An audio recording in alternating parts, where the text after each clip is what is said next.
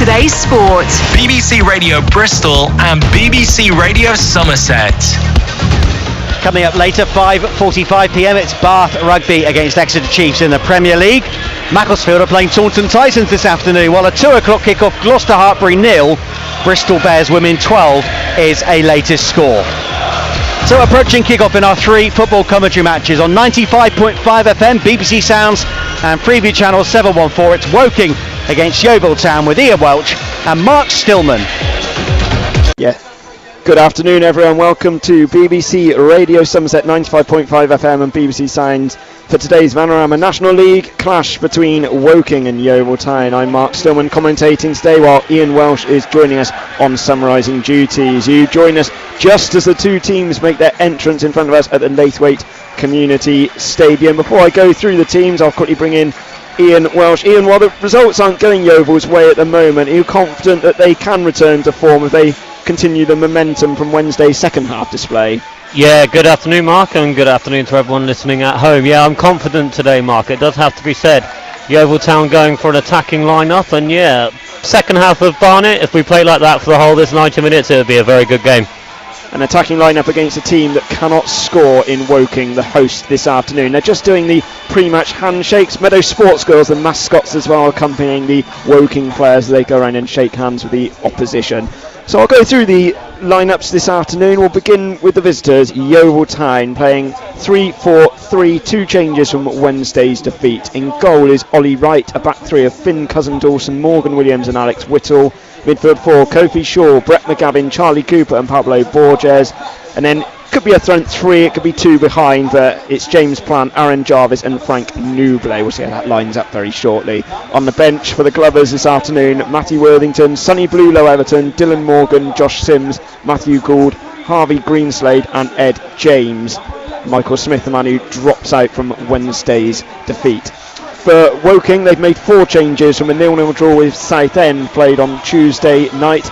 In goal is Will Jaskalainen, a back 4, they're playing 4-3-3, we believe, a back 4 of Dion Kelly-Evans, Cian Harries, Max Deitch and Adam Chickson. Then a midfield 3 of Jermaine Anderson, Tunji Akinola and Jamie Andrews. And then attacking 3 of Matt Ward, Jack Stretton and Denon Lewis. In the match preview said would have no chance of featuring today. It's a big fat lie. On the bench for the Cards this afternoon, Ollie Webber, the goalkeeper, Del Gorman, former Yeovil man, Charlie Kendall, Lewis Walker, Raheem Conte, Alan Judge and Tom Leahy. The officials this afternoon, the referee is Aaron Farmer, he'll be assisted by Steve Finch and Christopher Myatt. The 4th official is Andrew Hickson. Yeovil are in their traditional all green attire, and Woking red and white halves, black shorts and black socks as the teams meet in the middle. Frank Nouble, captain's armband for Yeovil this afternoon, meeting his opposite number Dion Kelly-Evans. It's a referee about to toss the coin, and we've got the away fans directly opposite us in the Chris Lane Terrace, and they have really travelled in their numbers today, Ian. Yeah, great to see so many Yeovil fans. I mean, if they were at Hewish Park on Wednesday, they'd have been very impressed with the second half. I think to be honest, Mark, it's nearly full in that away end, which is brilliant. It's uncovered, so let's hope it doesn't rain this afternoon. And we've got a great stand to our right hand side, as Yeovil seem to have lost the toss and have decided to change ends. Yet they'll be attacking the Leslie Gosden stand, or the Seymour's Community stand it's now known. It's been open nearly 30 years, but it's only towers above the rest of the Laithwaite Community Stadium. I think you're right that Yeovil have lost the toss because they'll be getting the game underway. They're attacking from left to right from our vantage point. Brett McGavin over the top of the ball. So time for Yeovil to try and right their wrongs against a Woking side with only 1 league win in 12.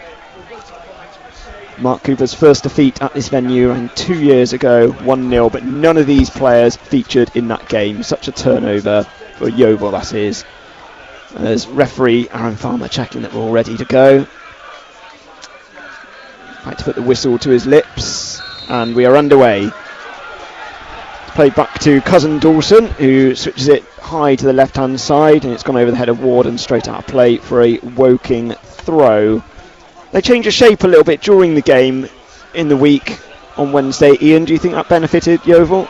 Yeah. I mean, Mark Cooper made some very good tactical tweaks during the week. Good to see Ed James as well. He had a tricky first half on Wednesday, but certainly improved as most of the Yeovil team did in the second half. The shape here this afternoon, when Yeovil are defending, it's definitely a back five of Borges and Plant as wing backs, but more often than not we're hoping for a back three with Borges and Plant playing alongside to make a midfield four, if you like. Free kick in the centre circle as Jarvis is hauled to the floor. Free kick which Cooper is over the top of. Yeah, because the likes of Plant are so versatile, it's hard to decipher where they might be, as it's over to the right side but too high for Borges, and straight out for a throw in to Woking. So he didn't make the most of that first set piece. 0-0 here, just over a minute gone at the Laithwaites Community Stadium between Woking and Yeovil. Woking did the double over the Glovers last time they were in the same division. 2-1-0 wins. It's hooked out of play very close to us on halfway on the Yeovil Town right, and they'll win a throw. It was a 1-0 defeat here. Paj Armand with a goal. Also had a penalty saved from Grant Smith. It's thrown to Nublet, flicks it behind him towards Jarvis near the edge of the box. Held off Nublet with a shot. It's too close though to the goalkeeper, straight up Jaskalainen. But early intent from the Glovers, as now Woking trying to do the same over the right hand side with Ward. Gone down and wins a free kick. But it was a good technical strike from Nublet, but didn't really trouble the goalkeeper. Yeah, very good by Frank Nublet. Frank Nublet just finding himself in the number 10 role as he does most of this season. Is a great strike. We were right behind it. It was fizzling, but it was a shame it was just straight at the goalie. But first early chance goes to Yeovil, and then the next thing we know, Jaskalainen's got the ball, and all of a sudden the Woking are on the attack themselves. So they've got a dangerous free kick here. Yeovil's line is very, very high.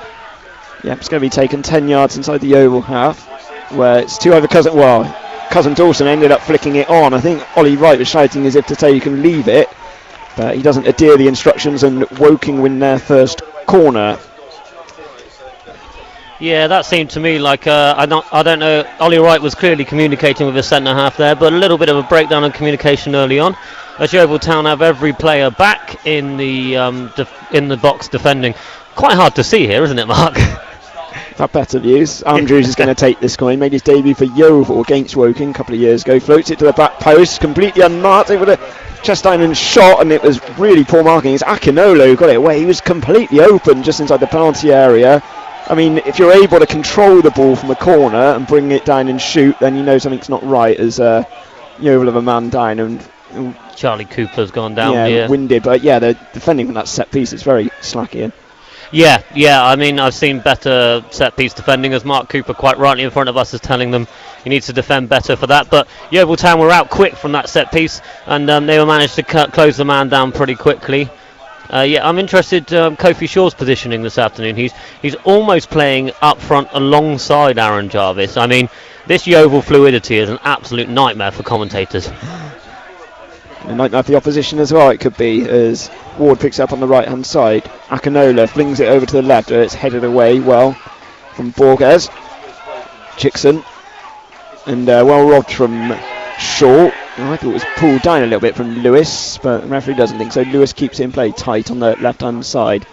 Help forward as the edge of the box towards Stretton, beaten by two men, and Cooper trying to bustle and get the ball cleared. He can't. Anderson picks it up, spins away into space to Ward inside the penalty area. He's got an overlapping run. It's pulled back and blocked in the end. It was Kelly Evans who came all the way forward, but Woking, for a team who don't score many goals, they've been on the front foot so far. 4 minutes in, 0-0. It's running towards Anderson, chests it down wide of the penalty area. Help back up from Akinola, well headed away from Williams, and clearance completed from Plant. Back to Williams, good towering header from the edge of his own penalty. Well brought down in Chickson. He's robbed though from Shaw. He's got Nublet on the left hand side, but Kelly Evans has got back very quickly. Plays it back to goalkeeper Jaskalainen. Plays it first time high and straight into the Chris Lane Terrace, where the Yeovil fans are situated. Throwing on halfway, 5 minutes in, 0-0. Yeah, it's been a good 5 minutes of football actually. It's been a good advert for the National League. Yeovil Town had that early chance through Frank Nublet, and then as you quite rightly say, Mark, for a team that don't score many, there's been pretty much all pressure by Woking, but Yeovil's setup is good. Yeovil's setup is solid. You've got the two centre halves of Finn Coven-Dawson and Morgan Williams, and you've got Borges and Shaw, who are really playing forward this afternoon. And they've had to score 7 times this season, Woking. Back to Borges near the corner penalty on the right hand side, helps it towards the left. It's important header away from Deitch. And Ward comes back to clear from inside his own penalty area. Bounces in front of Whittle, who smartly plays it back to Williams. Well, he's missed more games this season than the whole of last due to injury and suspension. Goes long, fairly central for Jarvis, but Chickson should have it in cover. Jarvis went down off the ball. Chickson is getting on with the game and clears it, but only to Cousin Dawson, who takes a touch and nudges it forward to Borges on the right. Keeps his balance well, away from Akinola, sends him a teasing ball, but it's too close to the goalkeeper Jaskalainen, who takes it well. He's been heavily involved, the man unknown from Exeter thus far. Yeah, he has. There's so many fouls that go against Aaron Jarvis. We've only 6 minutes in, and the Yeovil frontman can count himself bang unlucky so far. At least 2 of them, in my opinion, were a foul, but Borges, very, very active, very direct so far. Wright's come out side of his penalty area and has to nudge the ball or sort of head it into touch. For Stretton, he was keen to get on with the throw-in quickly, leaves it for Lewis. Stretton, one of those back into the team this afternoon. His loan spell is set to expire tomorrow from Stockport. We'll see whether they renew it. He's got 1 goal in 6 games so far. Now Lewis on the left-hand side for Woking. Plays it inside to Anderson. Another man who's not figured, Akinola. Anderson hasn't figured regularly. As Chickson inside to Andrews. Trying to hold off McGavin. Chickson helps it towards the penalty spot. Wright comes out and shows good authority and just gathers it with ease. He's kept a lot of clean sheets, 4 in his last 5 on the road this season. What have you made of him since he arrived on loan from Southampton? Well, the problem with any goalie coming in after Joe Day was always going to have quite a hard reputation to follow. But I think for someone 21 years old, someone local who lives in Frome, I think he's been absolutely fantastic. He's kept Yeovil in the game. You said about fouls being not going for Jarvis. He's just been on the culprit there, and it's on for Woking on the edge of the box. It's still 0-0. Yeah, I was just looking at Aaron Jarvis actually. It's funny you say that, Mark. And the collar of his white strip and his collar is all but hanging off already 7 minutes in. He goes through 3 shirts every match, you know. That's incredible. It's like Premier League players without it being ripped apart, but yeah, that's the kit man must be delighted. Yeah. Regularly change. It's a free kick to Woking, 20 yards in their own goal, which Jaskalainen will take. Left hand side. Long and central, headed away well from Williams. McGavin with a follow-up one to Cooper. Now he's trying to get Plant away on the left. He's got a sprint on with Deitch. Gets there first and plays it against Deitch. Probably guessed by the surname who his father is. Sean, manager of Everton. You've got Will Jaskalainen in goal. Jussi was regularly at Bolton back in the 2000s. One of the first goalkeepers I can remember wearing short sleeves, actually, the trend setter. His son is doing it this afternoon as Woking win the ball back on halfway. Stretton running through the middle. He's got Andrews to his left. Stretton's going to try and go alone. Really good composed defending from Cousin Dawson. Initially, he sort of stood his ground, and now McGavin escapes a lunging challenge and plays it to the left-hand side to Nuble, who assesses his options. Got Jarvis and Shaw waiting near the edge of the box. Still Nuble on the left-hand side. Low driven ball is a good one, and it's come last off Deitch for a corner, but that was a great delivery from Nuble, and the corner is the least which Yeovil deserve from that. Their first of the game, 0-0. Yeah, nearly coming up to the 9-minute mark. It's been a great 9 minutes of football. First of all, that initial ball was won by Morgan Williams. He's not lost anything in the air this afternoon. He's been absolutely immense this first 10 minutes, and that was quick, it was powerful, it was direct by Yeovil Town. It was exactly what Mark Cooper would have wanted. McGavin to take on the right, near side to us. In front of that huge Leslie Godden stand, occupied by Woking fans. Be a right-footed outswinger, the former Torquay man. High towards the 6-yard box, it was volleyed forward. Cooper tries to latch on to the second one. It was Williams with the initial shot. Plant now is robbed from Ward, and a really good, solid, firm interception from Williams puts it out for a throw, and it prevents a counter from the Cards. Absolutely immense from Morgan Williams. Plant just loses the ball out from the corner. Williams, nice slide tackle, straight out of touch for a Woking throw. Yeovil are up for this. Yeovil are keen. Yeovil are first to every ball. Exactly what Mark Cooper wants. This has been really, really, really positive from Yeovil 10 minutes into the game. Yeah, I said all their defeats this season have been against teams above them in the table. Woking struggling of late. As Jarvis tries to head it back. Picked up from Andrews over the top. Well brought down calmly from Whittle, who in his blue boots takes the ball towards his own supporters. Far side from us to the left. Touches inside to Nuble. He's given a bit of a push. Very energetic from both teams so far. Nuble wins a free kick just shy of halfway. Good from the Yeovil captain, as Yeovil, like they like to do, get the ball quickly off on the free kick.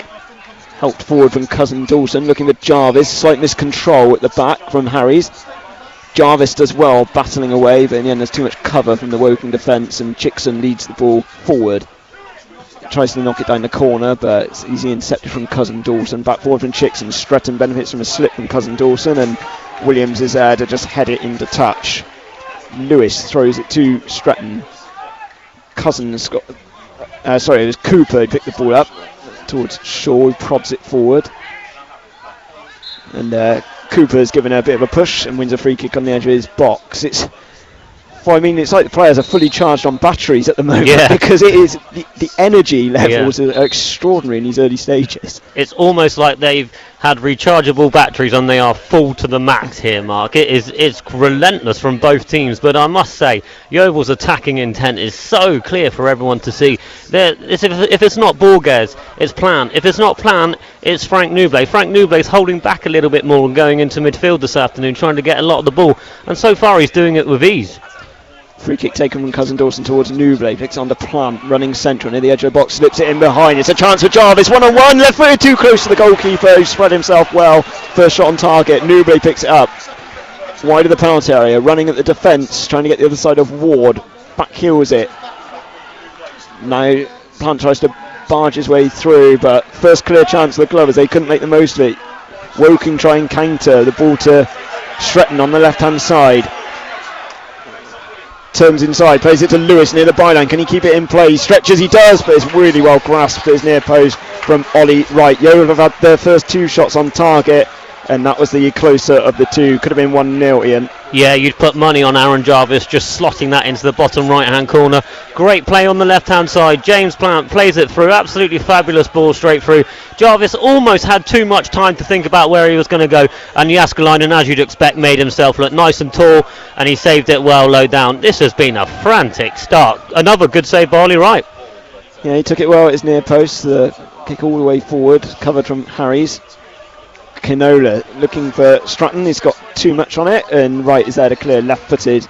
The distribution actually puts Kelly Evans under enough pressure to head it away. A follow-up one from the Woking skipper. Back into there from Whittle. Couldn't quite find Shaw. It came off the shoulder almost of Newblay. Jääskeläinen. He's kept 6 clean sheets this season.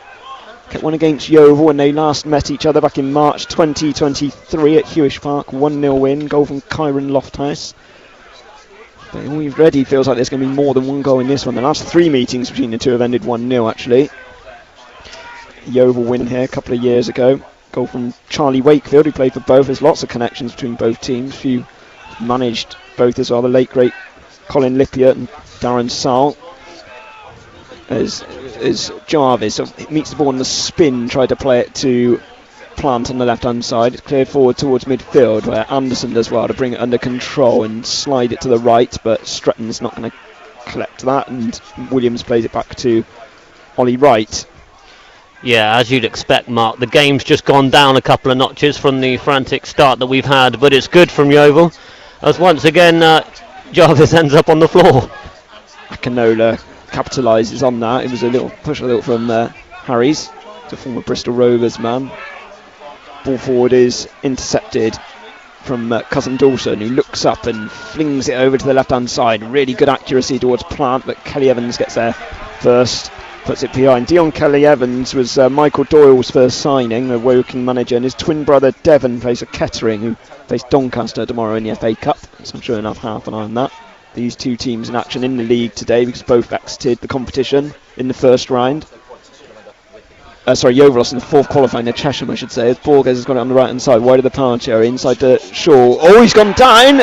Referee says no. I thought he was just inside the box. He's back to his feet, looking willingly at the referee. It comes last off the man on loan from Bristol Rovers. Aaron Farmer shakes his head, and we'll restart with a throw-in, but we might have had a case then. Oh dear, yeah. I mean, the referee was too far away to see. I just noticed his positioning. He was far too outside the box. You can always tell by the reaction of the players. And Brett McGavin straight onto the referee. Charlie Cooper straight onto the referee. Mark Cooper right in front of us, arms in the air, asking why? When is the luck going to turn for Yeovil Town with officiating? I mean, it's great from Yeovil. It's really good. Special shout out to Finn Cousin Dawson so far. He and Morgan Williams have been absolutely immense at the back. It's gone out into touch for a Woking throw. Yeovil haven't been awarded a penalty yet this season, so it's not going to press Mark Cooper any further, because I thought that was a pretty good shout. It wasn't like a clear challenge. It's one of those, you think if it's on the halfway line, the referee might think differently, but yeah, I'd say if that was anywhere but the penalty box, that was a free kick given. there is a free kick given this time for a foul on McGavin. It's around 40 yards out on the right hand side. Cooper keen to go on quickly. There's a few words being exchanged. Yeah, there was an elbow on Finn Cousin Dawson, who's just asking the fourth official if he saw that, and I think the referee's going to play that down. As Yeovil restart with his free kick. McGavin stood over the ball. Elsewhere, a couple of goals involving local teams. Bow City Trail at home to Boreham Wood, and Western Supermare Trail as well at Worthing. That's repeats of games played on the opening day. They are having a chat, Mark. They are having a chat about that. What happened with Finn Cousin Dawson? There was a clear elbow, so the referee's just chatting with the fourth official, who was spot on, right by the area. I'm intrigued as to what they do here, Mark, you know. Yeah, Andrew Hickson, well, there's been 7 red cards in games involving Woking this season, and indeed involving Yeovil. So, he's chatting to the captain at the moment, Kelly Evans. And it's going to be a red card, and Woking are down to 10 men. He had a first word with the captain, and then he is dismissed. Woking player, that's 3 red cards they've received, 4 red cards they've received already this season. And, well, you said maybe the referee didn't spot it, but the fourth official did. Yeah, I mean, I could see it here, Mark. It was a definite elbow. I'm not sure what's gone through the Woking players' head, a little rush of blood or something, but Yeovil Town have to capitalise on this now. It's good from the referee. He took his time. He took his time when he spoke to the fourth official. We'll try and establish in a moment who was sent off, because it was a player who was facing us.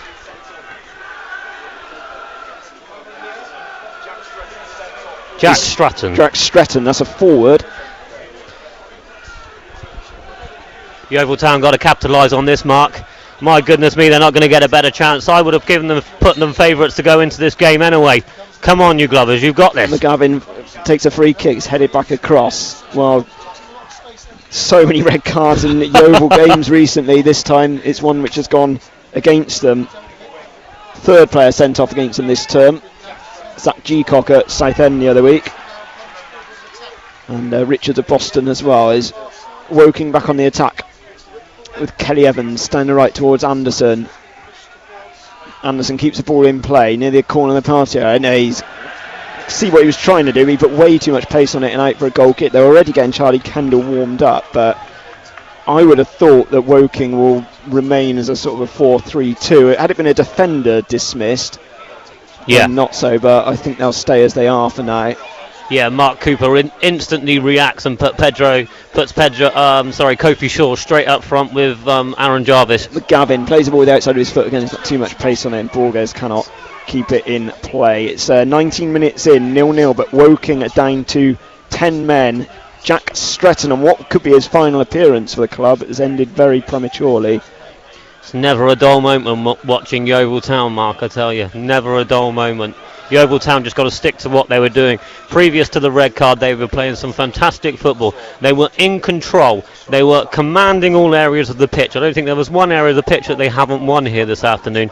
So it might have dampened the spectacle. I'm not sure we're going to go full steam ahead from a Woking point of view, but from a Yeovil Town point of view, you just got to keep doing what you're doing. Yeah, well, Woking played against 10 men on Tuesday night. Southend reduced just after half time, and they couldn't take advantage. They changed a couple of things, but it didn't pay off for them. As Borges wins the ball back from a throw on halfway up to Jarvis. Covered though from Deitch, moves it forward to Ward, who's moved more central since that red card, and Wright's played it against him. Now Ward near the edge of the bar, he's chipped it towards the open goal, and it's well headed away off the line from Williams, who's got plenty of time to compose himself and clear. Ollie Wright got caught in no man's land then, and Woking nearly took advantage. Ward with the effort, it was a comfortably headed away off the line in the end. Akinola to Chickson just past halfway. High octane start here in Surrey. Still 0-0. Andrews well won in midfield from Cooper. Shaw on the right hand side beats Borges to the ball. Shaw trying to use his pace to run the other side of Akinola. Sends a low ball across, but it's going to be easily dealt with from Harries. And he doesn't get a move on and is shuffled out the way from Jarvis. Now Ward close to opening the scoring a moment ago. One back in midfield from Plant. Shaw just behind Plant, but Cooper's hold an arm up to say, don't worry, I've got this under control, and plays it back to Cousin Dawson. 0-0, 21 minutes in here at the Laithwaite Community Stadium between Woking and Yeovil in the National League. BBC Radio Somerset as Shaw on the right hand side to Borges. First time ball in, it's come last off the knee of Harries, and it's behind for another Yeovil corner. Yeah, very good from Yeovil Town. Patient, controlled football, which is exactly what you want from your team away from home. There's not one Yeovil player who's done anything wrong. I know Ollie Wright's maybe made a little mistake just there, but Morgan Williams always had that covered. I would not have, if Morgan Williams absolutely been fantastic so far. Corner's taken from McGavin. It's too high for everybody though. Woking brought every player back flat in their own penalty area. It's headed out to Cooper, just 10 yards inside the Woking half. Left hand side now. Infield from shot in the end, and it's way over the top. It was never really troubling from Borges, and out for a goal kick. Came off the shape hugely then to the man on loan from Exeter, and couldn't take advantage. Goal kick. Yeah, he went a bit off shape there, but this is exactly how Yeovil Town finished their game on Wednesday night. They're using the left-hand side wing. They're really going down that side of the flank, and they're really making the most of the space that they've got now. And it was tricky on Wednesday, but I thought Yeovil did very, very well as Mark Cooper looks to change a little tweak in the system. So I'll have a little look at that one and get back to you as the referee has a word with the goalie for taking too much time. Only 22 minutes in. Yeah, pretty much bang on midway point of the first half. 0-0. Pedro Borges, who was sacrificed last week after the Finn Cousin Dawson red card, and so spotted this weekend last year. He was on loan at Dorchester. Game against Beaconsfield was abandoned due to fog, which I don't think we'll have any troubles with visibility this afternoon. It's not a bad November afternoon, plenty of games on, unlike last week, as Plant picks the ball up in midfield. He's got Whittle making an overlapping run, and Nublé, who uses, Whittle's continued his run inside the penalty area, still Nublé onto his left foot, takes a hefty deflection, and it just loops safely into the hands of Jaskalainen. It was the touch took it away from Jarvis really, as it remains 0-0. Worthing 2, Western Superman 0, Taunton 0, Chertsey 1. In other games, Western shouldn't worry too much. They were 3-0 up against Worthing on the opening day and ended up losing 4-3, so they might reverse the trend there. They lost in a week at Torquay United and lost top spot. At the moment, Yeovil trying to get a place in the playoffs with only 7 games in the National League this afternoon. Needs a few results to go their way. Should return to the top half if they're successful today, as Newblade's picked the ball up midway inside his own half to Plant. Again, Whittle has gone forward a lot. Seen that a lot of the pushing centre-backs up more than anything, where they're going to change the shape because of the 10 men now of Woking, losing Jack Stretton to a red card for an elbow on Finn Cousin Dawson as McGavin. Woking with every player behind the ball. Yeovil have it around 15 yards inside the Woking half as Cooper draws a challenge of Akinola. We're toying with him at the moment as Nublé. Good close control, but he's lost out eventually, and it's cleared from Kelly Evans high towards Williams. Cooper's got it far side from us, the Yeovil left. Now inside to Williams. McGavin. Yeah, Woking have gone very defensive, unsurprisingly, since being down to 10 men. Almost 2 banks of 4 and just leaving like Ward as the lone man more top. As Cooper's got it. Even Ward is really deep. Like they're all near enough on their penalty box. Yeah, absolutely. Around 20 yards from their own goal. They're allowing Yeovil to play with Cousin Dawson. It might make it more difficult for the Glovers. Key, if they just keep control and playing as they are, they should find the breakthrough as Plant on the left hand side, running at Kelly Evans. Good footwork, Plant. Right foot, good block as well though from the Woking captain as Ward is fouled from Morgan Williams, holding an ankle. And of course the Woking fans are claiming off, which it's certainly not going to be. I'm not sure it'll be a yellow either. It's just a trailing leg from Williams, who I'm sure it'll be just a word. I'm not even sure it's worthy of a yellow card. I mean, the Woking players on the floor making the most of it, which they're going to do with any tackle that Yeovil Town make. But just a quiet word, please, referee, and we'll let the game continue. He's not even going to do that, I don't think.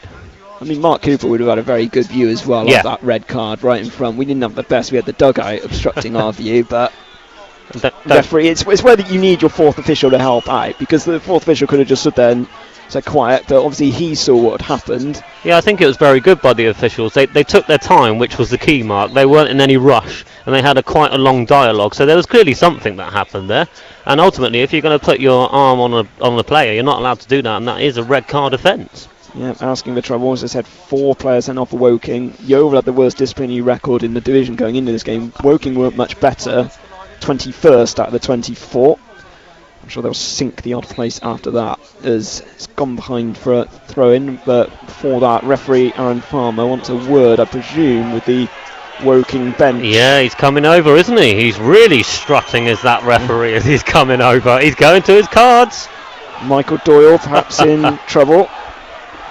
She scored against Yeovil in the past versus Sheffield United. His first Sheffield United goal was against the Glovers back in January 2012. And it's a yellow card. I don't think it was to Michael Doyle. No. I think it might have been to his assistant Ben Turner. This is working so well for Yeovil Town. The crowd are on the referee's back. The referee is sticking to the law, sticking to what he knows. And Yeovil Town are just quietly, confidently playing their own football, which is exactly what they want to do. I've been so impressed with Yeovil Town this opening 27 minutes. I really have. The game's stopped a lot more now, though. The refs, he stopped it quite a bit. I'll probably suit Woking more than anything, who have got a game in the week, unlike Yeovil. They're playing Fulham under-21s in the National League Cup, which they did choose to enter. They've drawn a couple in that, taken penalty shootouts. Kelly Evans heads the ball forward. Ward pushed a little bit back of Cooper. It's now back to Wright, who under pressure does well. He looked for a pass rather than just a clearance, as Borges holds off Chickson. It feels a handball not given. Borges striding forward wide of the penalty area. He's got Shaw in the middle and Jarvis, still Borges. This is it across it, it's gone past Jarvis waiting in the middle. Kelly Evans with a miraculous clearance, put it away from goal. Borges has played it against Andrews and wins a throw-in, but they're getting in some really testing deliveries for this Woking back line, Ian. Yeah, it's a chance, Mark. It has to go down as a chance for Aaron Jarvis. Pedro Borges beats someone right in front of us, and then all of a sudden Aaron Jarvis is running straight across. Back to McGavin near the edge of the area, chips it in behind cleverly to Shaw. He can't quite keep it in play. He's such a clever, intelligent player, McGavin, and that time I think the players weren't on the same wavelength. It's a goal kick. It's 0-0, 28 minutes in. Yeah, McGavin's so technically brilliant, but Kofi Shaw, 17 years of age, on loan from Bristol Rovers. He has got such a bright future ahead of him, as does Pedro Borges. The Exeter manager Gary Caldwell was at Hewish Park watching him and Ed James on Wednesday, and he told me after the game that he was very impressed with both of them, and this is exactly what the young players need. With Woking being down to 10 men, Borges is going to get a lot of the ball. Shaw's going to get a lot of the ball. They're going to use their pace. Ward heads it inside to Anderson, who helps it up into the Edward. Lewis, who's swapped over to the right-hand side for the time being, holding off Whittle, and plays it back to Anderson. Well read from Cooper. Another goal in our local games. Taunton 0, Chertsey 2 in Southern League Premier South. And Marlow 1, Frome 0 at the bottom of the table clash. Frome haven't won since the opening day under Danny Greaves. Not a good afternoon so far for local teams. Still 0-0 here as Anderson sends in a teasing ball, which is well headed away from cousin Dawson. Akinola heads it back forward. Ward near the edge of the box. It's got too much on it towards Andrews, and it's easily taken from Ollie Wright. Jamie Andrews, part of the relegation team, not long before his professional debut at West Brom. 10 appearances he made for Yeovil in that 2022-23 season. He was recalled Tuesday after a recent ban. They passed now the 19 games, so if you're on 4 yellows, you're not walking a tightrope as much, but it doesn't matter with Stretton. He'll have a ban after a red card, and Woking win a throw-in on halfway. Mark Cooper wasn't happy with the laws in that, really. He thinks it's too many games to pick up that amount of cards, and I don't blame him, really. I think, especially when games are played at this sort of tempo, you're going to commit the odd foul. This is an aimless ball forward from the back, and Wright has time to keep it in play. Yeah, the thing I find mad about that law, Mark, is Don Bernard, example, we got sent off at York. The referee admitted afterwards that it should have only been a yellow card. They appealed the red card. The red card didn't get overturned, and now Don Bernard's got to sit in the stands for 3 games. It's absolutely bizarre. It really is. A few contradictions with that. Yeah. Cooper's got it on halfway. He's already picks up the odd yellow card this season. There's McGavin. Good ball over to the left-hand side. Plant's going to get a sprint on, just keeps it in play and helps it back near the edge of the penalty area. McGavin on the volley! Oh, what a goal! That's an amazing goal from Brett McGavin! The ball was hung up in the air. He has met it some 18 yards out, sweetly into the bottom corner. Absolutely screams into it, away from Jaskalainen, who had no chance. Thunderous, what a goal. 31 minutes, Woking 0, Yeovil 1. Picky out. Brett McGavin take an absolute bow. Just when you think he can't beat his own goal this season, I think that might have beaten it. What a volley that was into the bottom corner. A little fist pump from Mark Cooper. He goes and celebrates Brett McGavin in front of the Yeovil fans. They're having a great time over on the far corner. Nothing more than Yeovil Town deserve. Fantastic Yeovil Town move. Finally they get their rewards for all that play on the left hand side. What a strike. I mean, the effort from Plant to keep the ball in initially, who's scored a couple recently. We've seen a flare go off over on the far side as well. But, oh my word, what on earth was he doing, just hitting it? I thought it was brave of him to take it on. And he struck it so well. I was on commentary when Yeovil beat Ebbsfleet 3-2 back in August. When he scored like that, he comes in late on the edge of the box first time. And that was a fine one. But, well, that is by some distance the best goal I've had the pleasure of being behind the mic for this season. Watch it back if you can. It is an absolute stunner. Technically gifted from McGavin. Yeah, we know how good Brett McGavin can be in a Yeovil Town shirt, but my goodness me, he's setting his bar so high already. But might have outdone himself there. It was fantastic work by James Plant on the left-hand side. It does have to be said, Mark. He has been brilliant down there. 5th goal of the season for Brett McGavin, his first since a 3-1 win over Maidenhead a month ago, as the ball's going to trundle out for a goal kick. Yeah, Yeovil's joint top scorer now. He certainly is with Aaron Jarvis. That's what they need more of a leading man, don't they? Because it's the same as Woking, they've got similar difficulties. Their top scorers, Harry Beautyman's not in the squad this afternoon, Lewis Walker on the bench, and Charlie Kendall's got 3. He's also starting on the bench. It feels like if they just get that sorted, which they had briefly with Kieran McGuckin, they'll be fine.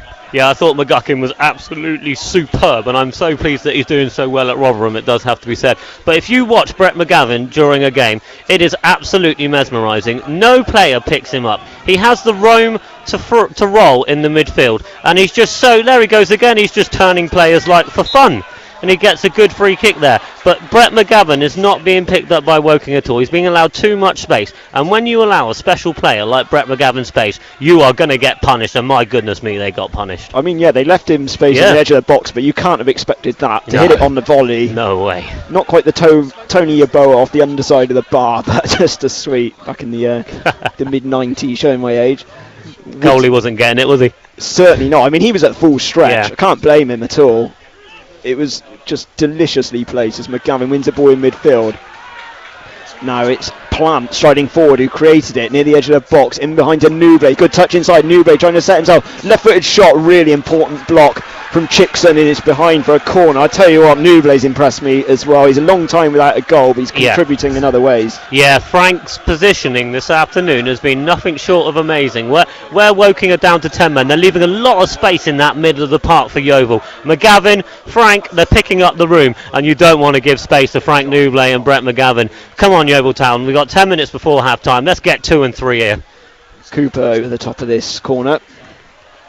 Charlie Cooper. Brett McGavin's open again. Former Oldham player, who's one of the few players left who last played against Woking, 22-23. That was a high hanging one to the back post. Borges does well to try and replicate James Plant in keeping it in, but this time he can't really get much distance on it. He had little chance. It's good defending from Williams. But Ward has carried on his run. That'll be a yellow card for Plant for bringing Ward down, who showed more persistence, trying to stay on his feet, and it's right in front of us, and I have to say that looked a yellow card for me. Yeah, that was a yellow card, but I don't like what Woking are doing here this afternoon. Every time a Yeovil player makes a tackle, Woking are around the referee saying, why is that not a red card? Why is that not a red card? It's never a red card. Play the game, enjoy the moment, as Frank Newbley gives some to the fourth official. But yeah, definite yellow card there for Yeovil.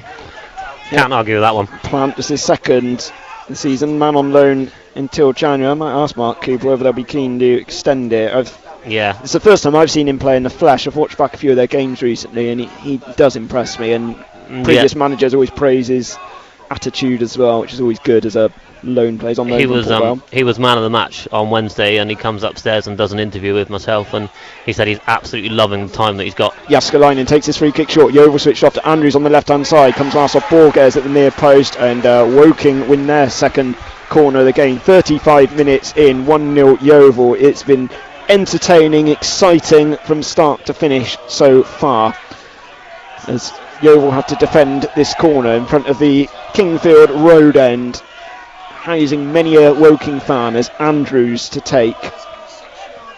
Left-footed outswinger towards Deitch, who heads it back across, appeals to handball. He gets a follow-up shot. It's gone all the way back across to the taker. Andrews came last off Williams.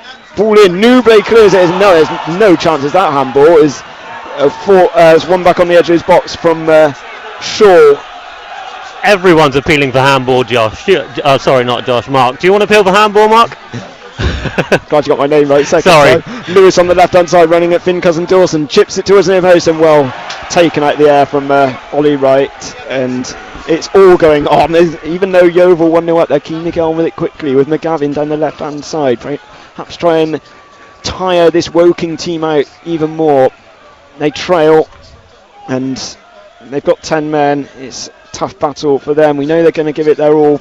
Mark Cooper said pre-match what a competitor Michael Doyle was, the Irishman. First job in management, replacing former Yeovil boss Darren Salt. It's McGavin up to Newbley. Now he's got Plant in loads of room on the left-hand side to run at Kelly Evans. Whittle in the overlapping run. Plant chips it to the far post. Got too much on it though, and it's behind for a goal kick. But they just totally switched off then, did the Cards, and lucky not to be punished further. 37.5 minutes in. It's 1-0 Yeovil here. Bar City have equalised against Boreham Wood, and Taunton have pulled back against Chertsey. So goals are plenty, none involving Barnsley and Bristol Rovers and Bristol City Plymouth yet, but it doesn't feel like this is going to end 1-0 yet. No, I'd be very surprised, and I hope that there's more to come in Yeovil colours. I mean, every time they get that ball down the left-hand side, it's immediate danger for Woking. It does have to be said. But like you say, that was really, really strange, because Woking literally just switched off and let Frank Newbley play the ball through. Which is weird, because defensively, I think they've been alright so far. So I mean, they've conceded 26 in 20 going into this. Their home form's been average, to say the least. 1-4, drawn 3 and lost 3, whereas Yeovil on the road, only Forest Green Rovers have picked up more points. Mark Cooper said the anomaly last week at York, which of course it was, when you ended with 9 men, brought their goal difference back down on the road as well, and in general they've scored as many as they conceded, although one up on that front at the moment. Brett McGavin scoring Yeovil's 23rd league goal of the season, and I'd say the best. Oh yeah. Cooper's lost out in midfield. It's now Ward striding near the edge of the box, on overlapping one of Anderson. He's got Anderson wide of the penalty area, plays it back across, and always in the right place at the right time is Williams. Oh, the referee's given a free kick against Jarvis. He should have played advantage because it ran loose to Kofi Shaw, but the game will stop, and again he stopped the quick free kick from McGavin, and he's allowed Woking players to get back. Yeovil went to play the early ball, but the referee, as referees do, say no way, back you go, even though it was about 2 or 3 yards. But yeah, Aaron Jarvis doing great defensive work. Ball over the top towards Borges, and well anticipated from Jaskalainen. He's got the same sort of mannerisms, physique as his dad did, who always looked a lot shorter than he was, because his remember his goalkeeper jersey was always absolutely huge on him. Finnish youngster, this is Will Jaskalainen. Wears number 22, as his dad did as well back in the day. The squad numbers, it's flicked onto Woking number 17 in Ward, who's, I didn't think there was much contact from Cousin Dawson, if any, who looks absolutely aghast at that decision. And Woking have a free kick and a yard in from the touchline on the left hand side, 20 yards out. Andrews over the top, but it's a tad soft. They're doing it again, Woking. Every time Yeovil make a foul, they want a card coming out, but I can't even believe that was a free kick, let alone trying to ask for a yellow card. But yeah, Yeovil have done well. Really, really good 40 minutes of football from the boys in green and white. Won't want to undo it now as Andrews is over the top of this free kick.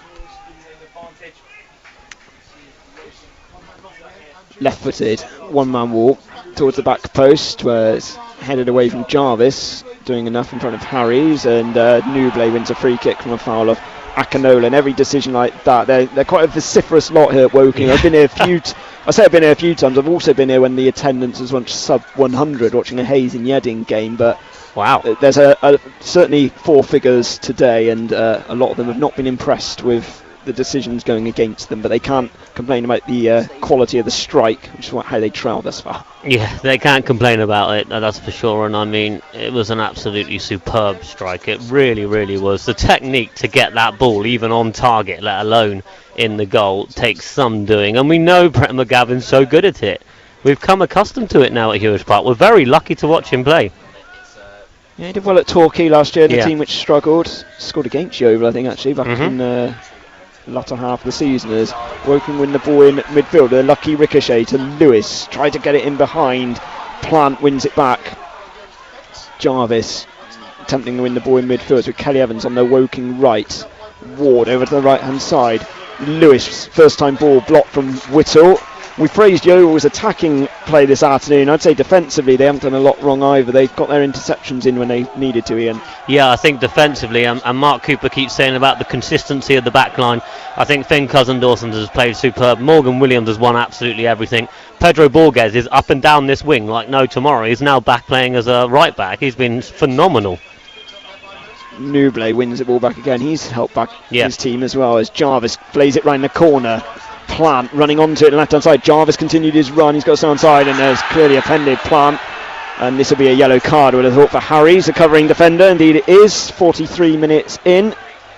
He's in the book. Yeah, he had to do that, Harries. He really did. Yeovil Town were bombing forward. Aaron Jarvis was bombing forward. Kofi Shaw was bombing forward. So I'm sure Harries would take one for the team there.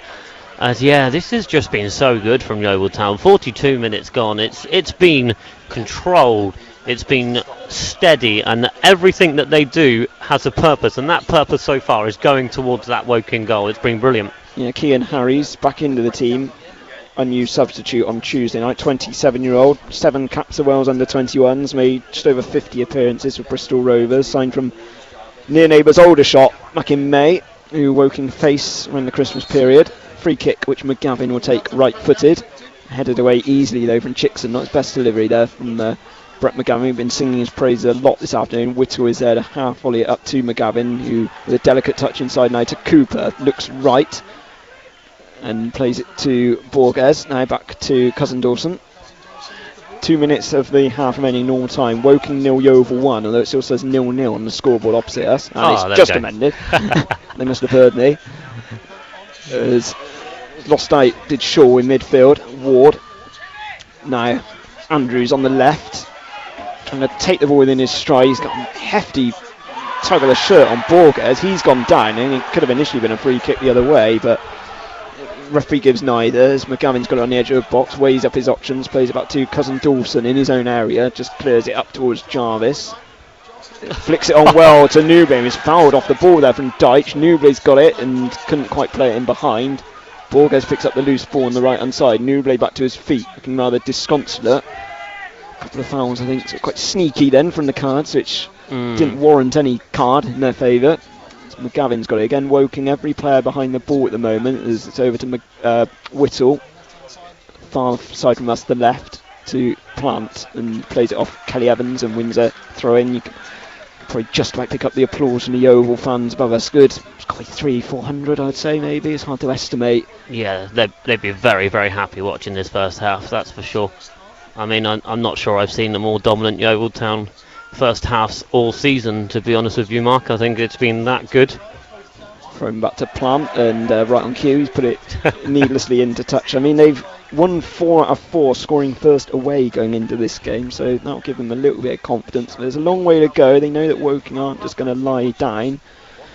And again, when a team are down the 10 men as Woking are, you always worry that the referee will look at something to even it up. Yeah. You want him to keep his composure as much as the players.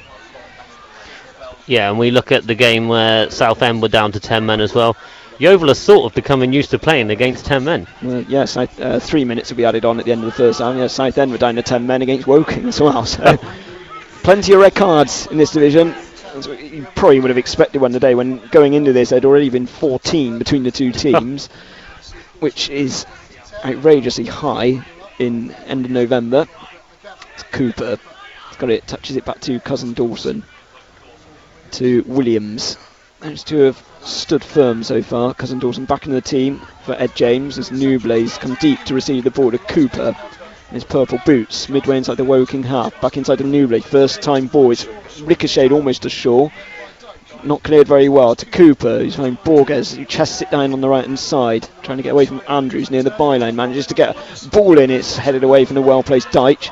Cousin Dawson gets there first and just pokes it all the way forward to goalkeeper Jaskalainen. I was going to say, I think Cousin Dawson would take that as a shot, Mark. I think he would have really hit that. He's been taking some lessons from Brett McGavin. He hasn't scored since February when he was on loan at Blythe against Boston. Blythe suffered relegation last year, not doing too well this time either. Right at the other end of the country as Borges appeals for a foul. Cousin Dawson as well to volley it forward. Stayed in play down the right hand side and it must have just gone out before it was sliced away from Harries. Woking have a throw in right in front of the Yeovil dugout.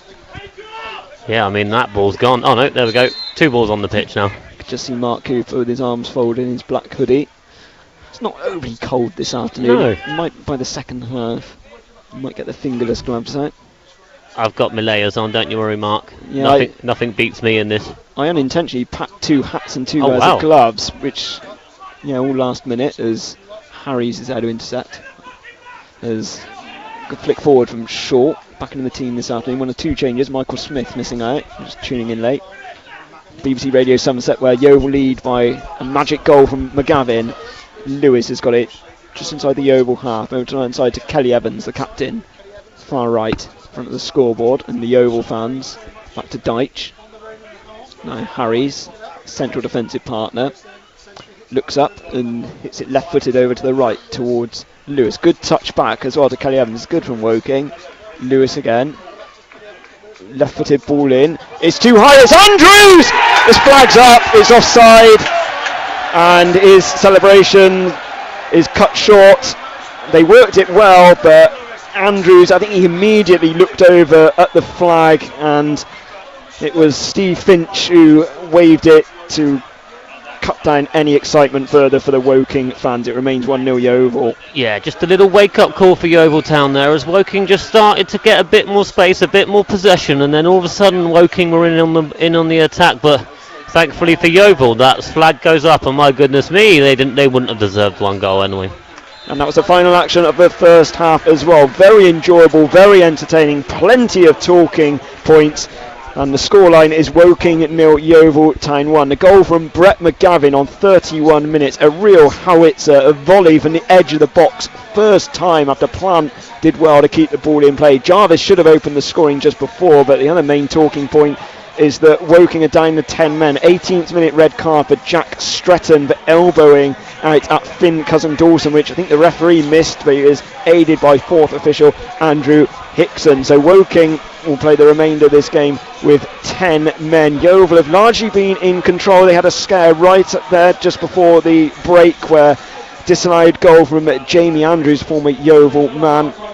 So maybe the little wake-up call, as Ian said they could need, but before we go back, Ian, it's been a thoroughly professional, impressive display from Yeovil Town thus far. Yeah, I really enjoyed watching Yeovil Town this afternoon. They play some fantastic football. They're in complete control here at Woking, and once again, we're talking about brilliant Brett McGavin. So half-time here at the Laithwaite Community Stadium. Woking 0, Yeovil Town 1. And Blackburn have beaten Leeds United by 1-0 at Ewood Park. Lots of FA Cup football to tell you about this afternoon. Wickham are through to the 3rd round after beating Wealdstone by 2-0. Latest scores, I'll only read out games where there have been goals so far. It's Accrington 1, Swindon Town 1, Crawley 2, Lincoln City 2, Exeter City 1, Chesterfield 0, Peterborough 1, Notts County 2, Salford City 2, Cheltenham Town 0, Stockport 2, Brackley Town 0, and Walsall 0, Charlton 2. Saturday Sport, BBC Radio Bristol, BBC Radio Somerset, it's 10 to 4. So Bristol City 0, Plymouth 0, Barnsley 0, Bristol Rovers 0 and Woking 0, Yeovil Town 1. They're all latest scores on this Saturday afternoon. We'll take a quick break from the sport to bring you some travel news. Here's Josh. Thank you, Richard. All clear on the M5, M4 and A303 this afternoon. Also really just usual delays for the time being throughout Bristol and Somerset. So on the M32, the Newfoundland Way southbound, that's slow into Bristol, around about 5 or 10 minutes to get you into the city centre. On the A4 Portway southbound in Clifton, there's still about 10 minutes to get you from back to front in there. In Brislington on the A4 Bath Road, it's slow as well around Callington Road, and in Bath on the A36 of Cleveland Bridge, slow too, so delays in the area. Anything else though, and we're at Safe and Legal, give us a call on 08000 855 949. Charlie Taylor at breakfast. Normally on this feature I know a little bit more than this because I'm in on it. Paper, tools, wood, yellow bricks. I'm going to give you a bit of a clue as well. Okay, it might help your swimming. Please be sandwiches. We were told that sandwiches are good. Go on, Belinda, what is it? I am a body waxing therapist. You're going to be waxed, Charlie Taylor. And so we put Mel forwards to get waxed. Is that what I'm getting to the bottom of it? I think we put you forward, Charlie, today. I thought you might have done. Today? You're coming today at 11 o'clock. Am I really? Charlie Taylor at breakfast. Weekdays from 6. BBC Radio Somerset.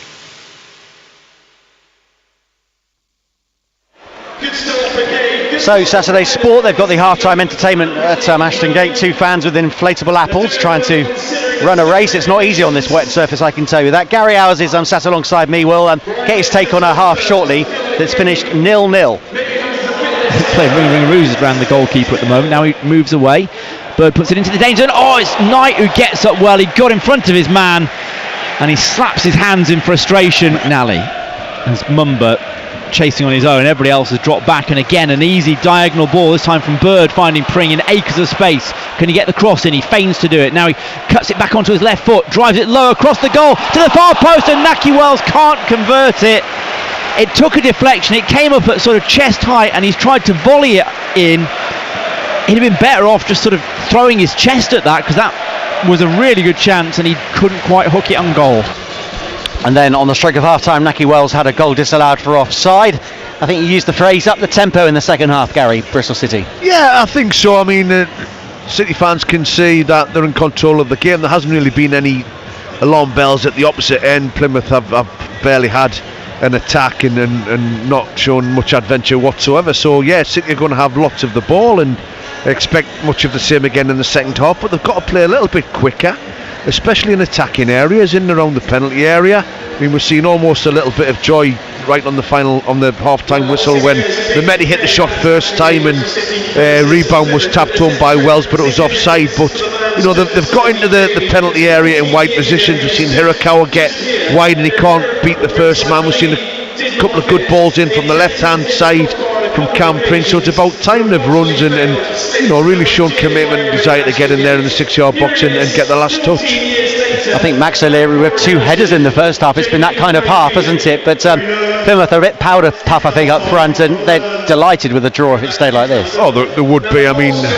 Hardy is just up there alone. The half chance really, glancing header from across that he couldn't connect with, but other than that I think they've only really had maybe one corner which Max O'Leary caught and maybe one dangerous counter-attack, so no attacking intent. You know, I keep saying that you coming into the game you just had the feeling, you look at the result and you wonder what the psychology is from Wayne Rooney, and it'll be a defensive stance and, you know, come and break us down, see how good you are. So Bristol City have that burden of responsibility, and it's up to them to take it in the second half.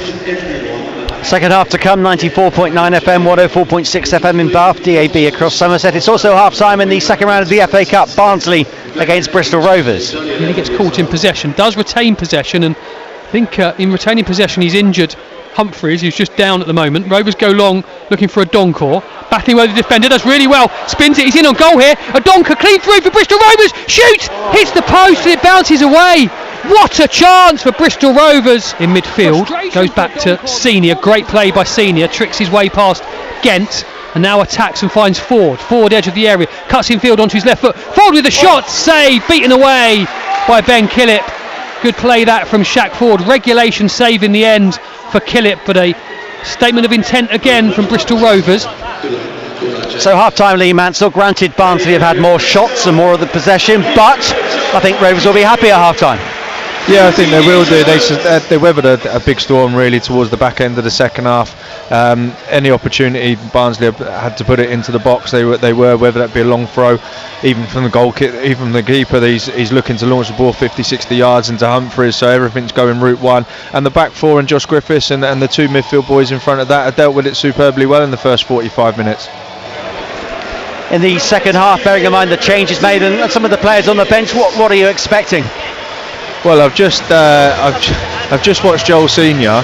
Obviously he's coming off now because it's been said he's only doing 45 minutes. I've just seen him do 6 box-to-box runs and then just left the pitch. So it looks like James Wilson's more than likely going to come on. I mean, I'm baffled by that. I mean, if he's doing 6 box-to-box runs, then surely he'd be able to do another 10 minutes of the second half. I think it was for his first comeback game in a really long time. I thought he was excellent, especially in that right back position. It gives Rovers that outlet. 2 or 3 times when he did find himself in that attacking area, linked up really well with Shaq Ford, and we just, unfortunate for us, we just couldn't get enough possession of the football to enable that to happen more often. But for me, the one good thing where potentially you can look at exposing this Barnsley back line is Gatlin O'Donkor using his pace and getting down the side of the 3 Barnsley centre halves. Second half is on DAB across Bristol, 1566 medium wave in Somerset, BBC Sounds and Freeview Channel 711. Half time at Kingfield Stadium, it's Woking 0, Yeovil Town 1. Borges has got it on the right hand side, wide of the penalty area, inside the Shaw. Oh, he's gone down! Referee says no, I thought he was just inside the box. They are having a chat, Mark. They are having a chat about that. What happened with Finn Cousin-Dawson? There was a clear elbow, so the referee's just chatting with the fourth official, who was spot on, right by the area. I'm intrigued as to what they do here, Mark, Yeah, Andrew Hickson, he's chatting to the captain at the moment, Kelly Evans. And it's going to be a red card, and Woking are down to 10 men. Good ball over to the left-hand side. Plant's going to get a sprint on, just keeps it in play and helps it back near the edge of the penalty area. McGavin on the volley! Oh, what a goal! That's an amazing goal from Brett McGavin. The ball was hung up in the air. He has met it some 18 yards out, sweetly into the bottom corner. Absolutely screams into it, away from Jaskalainen, who had no chance. Thunderous, what a goal. 31 minutes, Woking 0, Yeovil 1. Here, Welch, it's been a bit of a scrap as we suggested, what with the red card, and I think someone on the Woking bench has been in trouble as well, but I think you've enjoyed that first half from Yeovil. Oh, Rich, it's been brilliant from the Yeovil perspective, it really has. They've been so in control. Almost got caught out at the right at the end of the first half though, where the linesman had his flag up, so thankfully for Yeovil that got ruled out. But honestly, that Brett McGavin strike, that was really something special. Half volley, bottom right hand corner, Jaskalainen stood absolutely no chance. No, it sounded a good goal, described well there by Mark. And the second half, you're playing against 10 men. What's the game plan now? Yeah, very much keep going from a Yeovil Town point of view. There's lots of space in the middle of the park. There's lots of space on the left-hand side. Yeovil have got James Plant with lots of pace and lots of speed. They're going to use him a lot more. Alex Whittle's going to overlap him. Frank Newblay's sort of finding himself with acres of space. He's got enough time to turn, look, and then he passes. I mean, there's a Worthington who's back in the squad today. He might get a good run out this afternoon. It's a good chance to put Dylan Morgan on, Harvey Greenslade. It was such a frantic first half though, which it really was. Like Duracell batteries that have nearly run out, that's how I describe it. Well, let's hope that you're not out of juice come 5 o'clock. 95.5 FM if you want second half commentary of Woking against Yeovil. Bath City 1, Boreham Wood 1 is a latest score. Jordan Elvis scoring for Bath City. Worthing 2, Western Supermen 0. In the Southern League it's Marlow 1, Frome 0, Taunton 1, Chertsey 2. Bideford 2, Larkhall 0, Bristol Manor Farm 0, Exmouth 0, Malvern Town 4, Cribbs 1, and Melksham 0, Yate 0. Bristol Bears women have beaten Gloucester Hartbury 19-14. Courtney Kite, Holly Aitchison and Phoebe Murray scoring for Dave Ward's side. Let's quickly dip into the Premier League. Pat Murphy's watching Nottingham Forest against Ipswich. 0-0 here is Tetchy. Some rather Anglo-Saxon verbal exchanges flying around. Ipswich determined not to bend the knee. First of all, Smodix cleared off the line for them early on from Yates' shot. Then at the other end, Burgess's header cleared off the line by Aina. But the best chance for Ipswich, Chaplin set to score from 10 yards out. Dunlap unwittingly deflected the ball away from his teammate. It's Forest 0, Ipswich 0. Elsewhere, Brentford 3, Leicester 1, Palace 0, Newcastle 0, and Wolves 1, Bournemouth 3. Let's finally, for now, find out how Frank Lampard's getting on in his first game in charge of Coventry. They're playing Cardiff, Nas Prenji. Yes, Coventry City 1, Cardiff City 1. As you say, awful start when Yaku Mete headed the visitors into an early lead. But his side soon levelled. Tatsuhiro Sakamoto, lovely delivery into the box, and Efren Mason-Clark with a smart finish left side. He was one of the two changes, remember, that Lampard made for this game. In the end, they've dominated after that. Norman Bissett's had a couple of efforts, and quietly, I think Frank Lampard will be pleased with how his side have gone about this. Cardiff are very, very poor, and Frank & Co will be hoping they can turn the screw on a side who have not won away from home this season. Cardiff City on the ropes, Coventry City 1, Cardiff City 1. Okay, it's Woking Yeovil on 95.5 FM with Ian Welch and Mark Stillman. Welcome back to the Laithwaites Community Stadium. We're here at half-time. Woking 0, Yeovil Town 1. A special goal from Brett McGavin on 31 minutes separating the teams. We're still waiting for the teams to re-enter for the second half, but you just said it, it's an excellent performance thus far from Yeovil Town, Ian. As the two teams now do make their re-entrance. Woking out first, going for a quick little jig and a warm-up. We'll see whether they'll make any changes, and Yeovil sprint out as well to follow suit. And that's like the only time we haven't seen too much energy so far this afternoon. It's just the players returning to the field, and even then a few of them got a sprint on because it's been extremely high tempo, fluid, enjoyable to watch so far, Ian. Yeah, it's been an absolute joy to be here this afternoon, and what a great way to spend the Saturday, it does have to be said. Yeovil Town, free-flowing, liquid attacking football, and everything they've touched has either gone to a green and white shirt or it's gone in the back of the net. It's been that simple from Yeovil Town.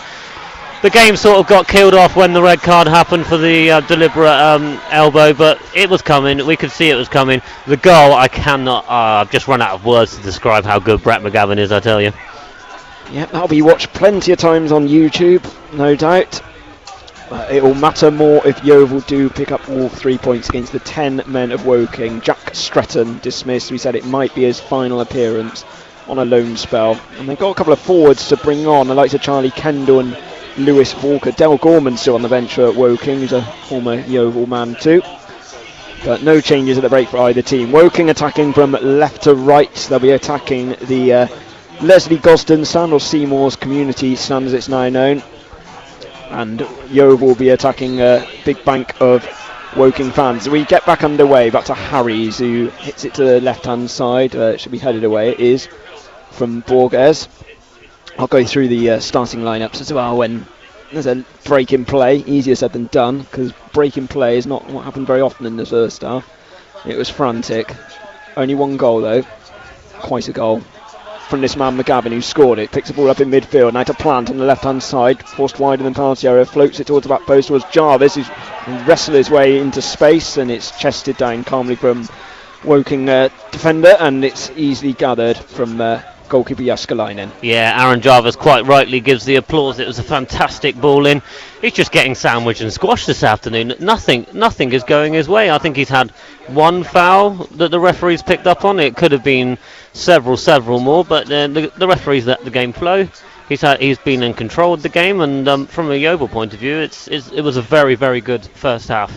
Referee Aaron Farmer, first time he's taken charge of a Yeovil game. He's done a couple of Wokings. He did their 3-0 win over Ebbsfleet back in August. It's the first red card he's shown in non-league this season, a couple in Premier League 2 and such like. As Wright distributes well to the left-hand side to Plant, who's facing his own goal, turns away from Kelly Evans, to McGavin. We want to get players like him on the ball as often as possible. He's completed 90 minutes more recently as well. When he first joined, he was regularly substituted, but it's been a linchpin in the middle. Yeah, he's been absolutely phenomenal. Jarvis over to the right side where Shaw unable to bring it under control, whether he'll complete the whole game. To see as Borges chasing back with Andrews, who had that goal disallowed right on half-time, which keeps us at 1-0 to Yeovil Town on BBC Radio Somerset. It's touched inside to Deitch. On halfway, weighs up his options and goes long, but nobody's giving chase, and Borges with a enthusiastic diving header under no pressure back to Ollie Wright. Good defending nonetheless. Very good defending by Pedro Borges, having to do that sort of right wing back role as he's done for us a couple of times in the Yeovil shirt now, and he does it very, very well as Yeovil Town look to start with a back three, and they're very much using Plant as and Borges as wing backs this afternoon, but they're more forward than they are defending, if that makes sense. Yeah, they're starting opposite sides to how I expected. Their versatility shining as Nublé back heel, too clever for his own good. It's behind Plant and out for a throw, which Michael Doyle scampers to give it back to his team to get back underway, celebrating just under a year in charge now. Took over from Darren Saal. As I said earlier, plenty of links between these two teams. Steve Thompson as well had managerial roles at both, as McGavin plays it over his own shoulder towards halfway. It's headed forward from Anderson. And Woking this out. Nublé getting those long legs in action down the left hand side to run at Kelly Evans. He wants an overlapping run of Plant, uses Plant wide left near the byline onto his right foot to the far post. Again, Jarvis having his shirt pulled a little bit and he heads it back in towards the middle, and it's taken from Jaskalainen. You worry he might not get as many decisions, perhaps just because of the red card, but he certainly does get pulled around like a rag doll sometimes, does Aaron Jarvis. Yeah, he most definitely does, and I mean, he's a joy to watch. His movement is fantastic. He up front as a lone striker probably has the hardest job in the team today, let's be honest. But Yeovil have started as they meant to go on, and it's been good, it's been solid, and I'm just looking at the Yeovil bench, and I wonder if they're going to bring some players on shortly. They'll concentrate on this attack at the moment with Plant approaching the penalty area. Wide, plays it across, good interception from Deitch. Nublé gets the follow-up ball first. Flag stays down on Plant, back to Whittle. 20 yards and goal on the left-hand side. Got Planting room on the left-hand side. They're making Woking do all the running. It's played across in the middle. It's important clearance. Ward helps it forward.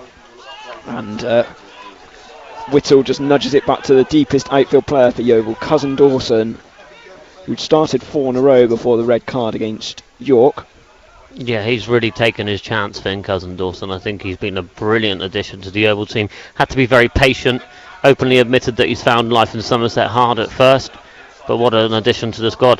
Plan escapes the challenge of Anderson, and the referee rightly goes back. It was a desperate lunge from the midfielder, and the referee who sent off Anderson before, I think, is just going to give him a quiet word. Anything but yeah, there was no one near the ball. He barely connected with a man. It was so late, but there was enough contact. Yeovil have a free kick. Just under 30 yards out left of centre. It's still 1-0 to the Glovers. Yeah, once again, Yeovil Town in complete control. You think that when the opposition goes down to 10 men, it's hard to break them down. But to be fair to Woking, they're going for it as well. So there's lots and lots of space for Yeovil, particularly in the middle of the park. And that's where Frank's occupying it. That's where Brett McGavin's occupying it. He's going to shoot here, Mark, I tell you. This is Brett McGavin range. 2-man wall for Woking just inside the box. Nublé is sort of loitering near it. McGavin does always hit the side netting. Few fans from Yeovil might have thought it had gone in, but we had a good view to see that it brushed against the side of the net rather than creeping inside the back of it, and it remains 1-0 to Yeovil. I think Jaskalainen might have had it covered. Yeah, I think he was going to, if it was in his way, Jaskalainen, he would have tipped that around the post. Just a shout out, we've had official confirmation of the 766 travelling away support, which is absolutely fabulous, and they're being rewarded here this afternoon. They're in fine voice on the stand opposite us. I did them a huge disservice in the first half. I said 300 or 400, so my estimation skills out the window. It's a difficult ground to judge, really. We've got this huge stand to our right side, which towers above everything else, which is fairly well packed. Yeah. Remember when it came in non-league, that was like exceptional, like 30 years ago, and now the state non-league is in, how much it's improved. It almost isn't one of the biggest stands you'll see behind the goal. I remember Notts County were at this level as well, and we've had plenty of other competition. Yeah, Yeovil were part of the record-breaking National League attendance when we went to Notts County, completely smashing records left, right and centre, and of course Whittle takes his throw, and then the left Nublé sort of creeps down to his knees to head it forward to Jarvis. Back to Whittle, centre back, but he's in the opposition half at the moment. Inside to McGavin. His goal separates the team, squares it to Cooper.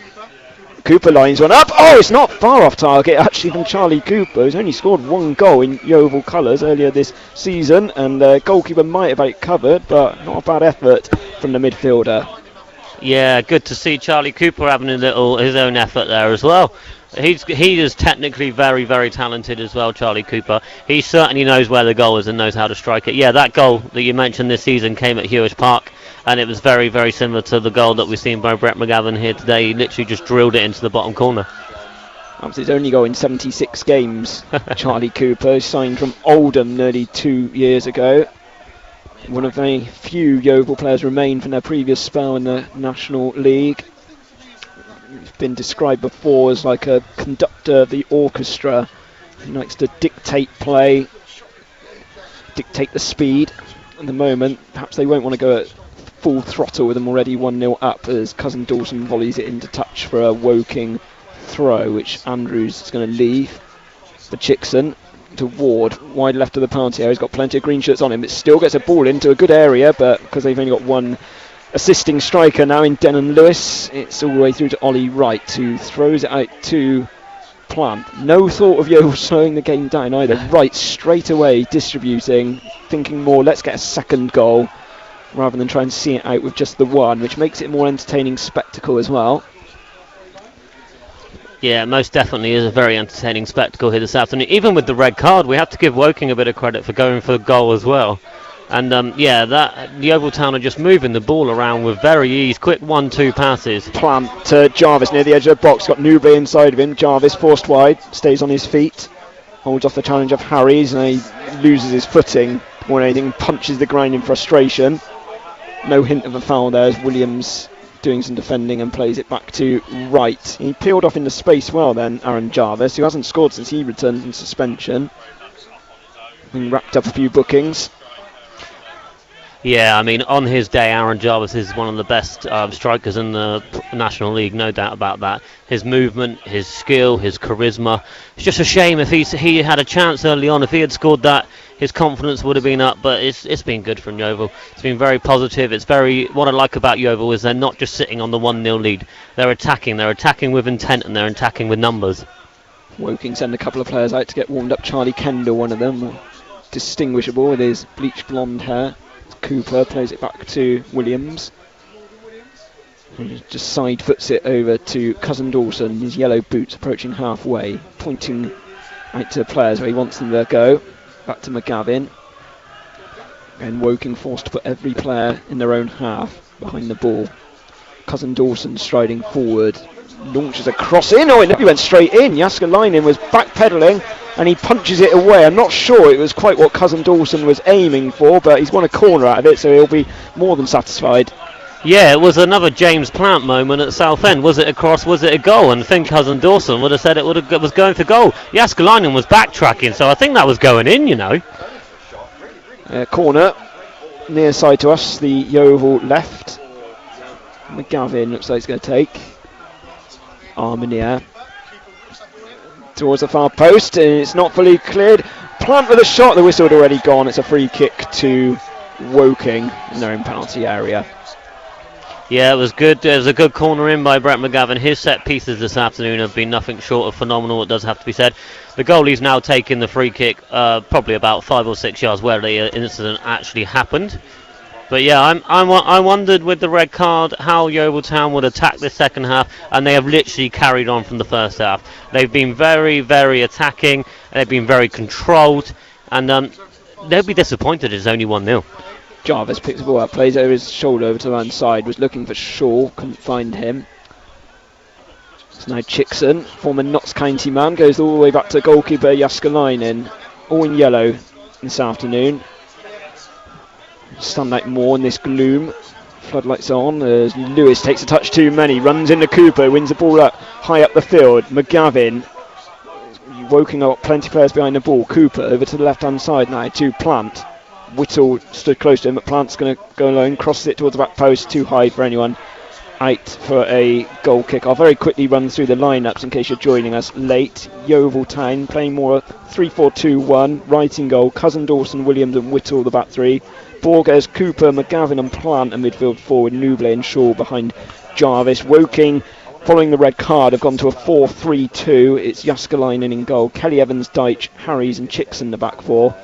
Triple A of Anderson, Akinola and Andrews in midfield with Lewis and Ward up top. no substitutions have been made as yet. It's 57 minutes in, 1-0 Yeovil Town.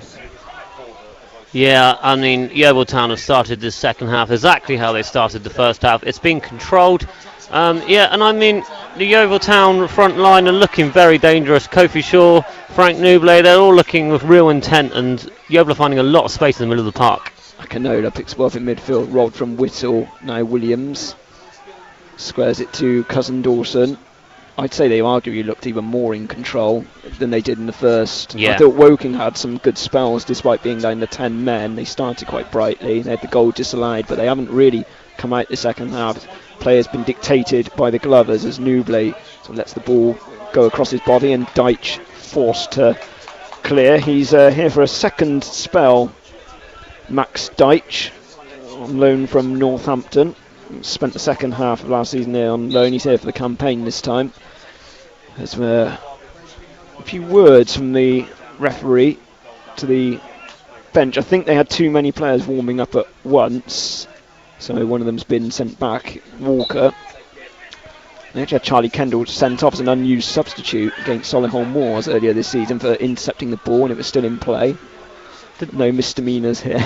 Did the ref just send the sub back? Yes, please. I think you've got to have a certain number warming up. As I played to Shaw near the edge of the penalty area, he's gone down in a challenge. Referee says no. Well picked up from McGavin. Turns into space. Tries to find room. Shaw with a low one, and it's gone a yard or so wide. But there was a touch on the way through. Jaskalainen was at full stretch to his right hand side. It was a drilled effort, daisy cutter. It's another corner for Yeovil Town. Yep, Yeovil Town making the corners count here this afternoon. It looks like it's Charlie Cooper going to take the set piece this time, which is different to Brett McGavin. But yeah, the energy from Yeovil Town is good.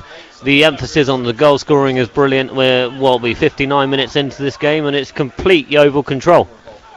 That's been the second half. It's just the one goal to show for it. The referee wants a quick word elsewhere. Taunton have levelled it up against Chertsey. They were 2-0 down, back to 2-2. Just re-signed Nick Grimes as well. Had some defensive solidity. Who were Yeovil's rivals last year, Taunton Town. Both went in opposite directions.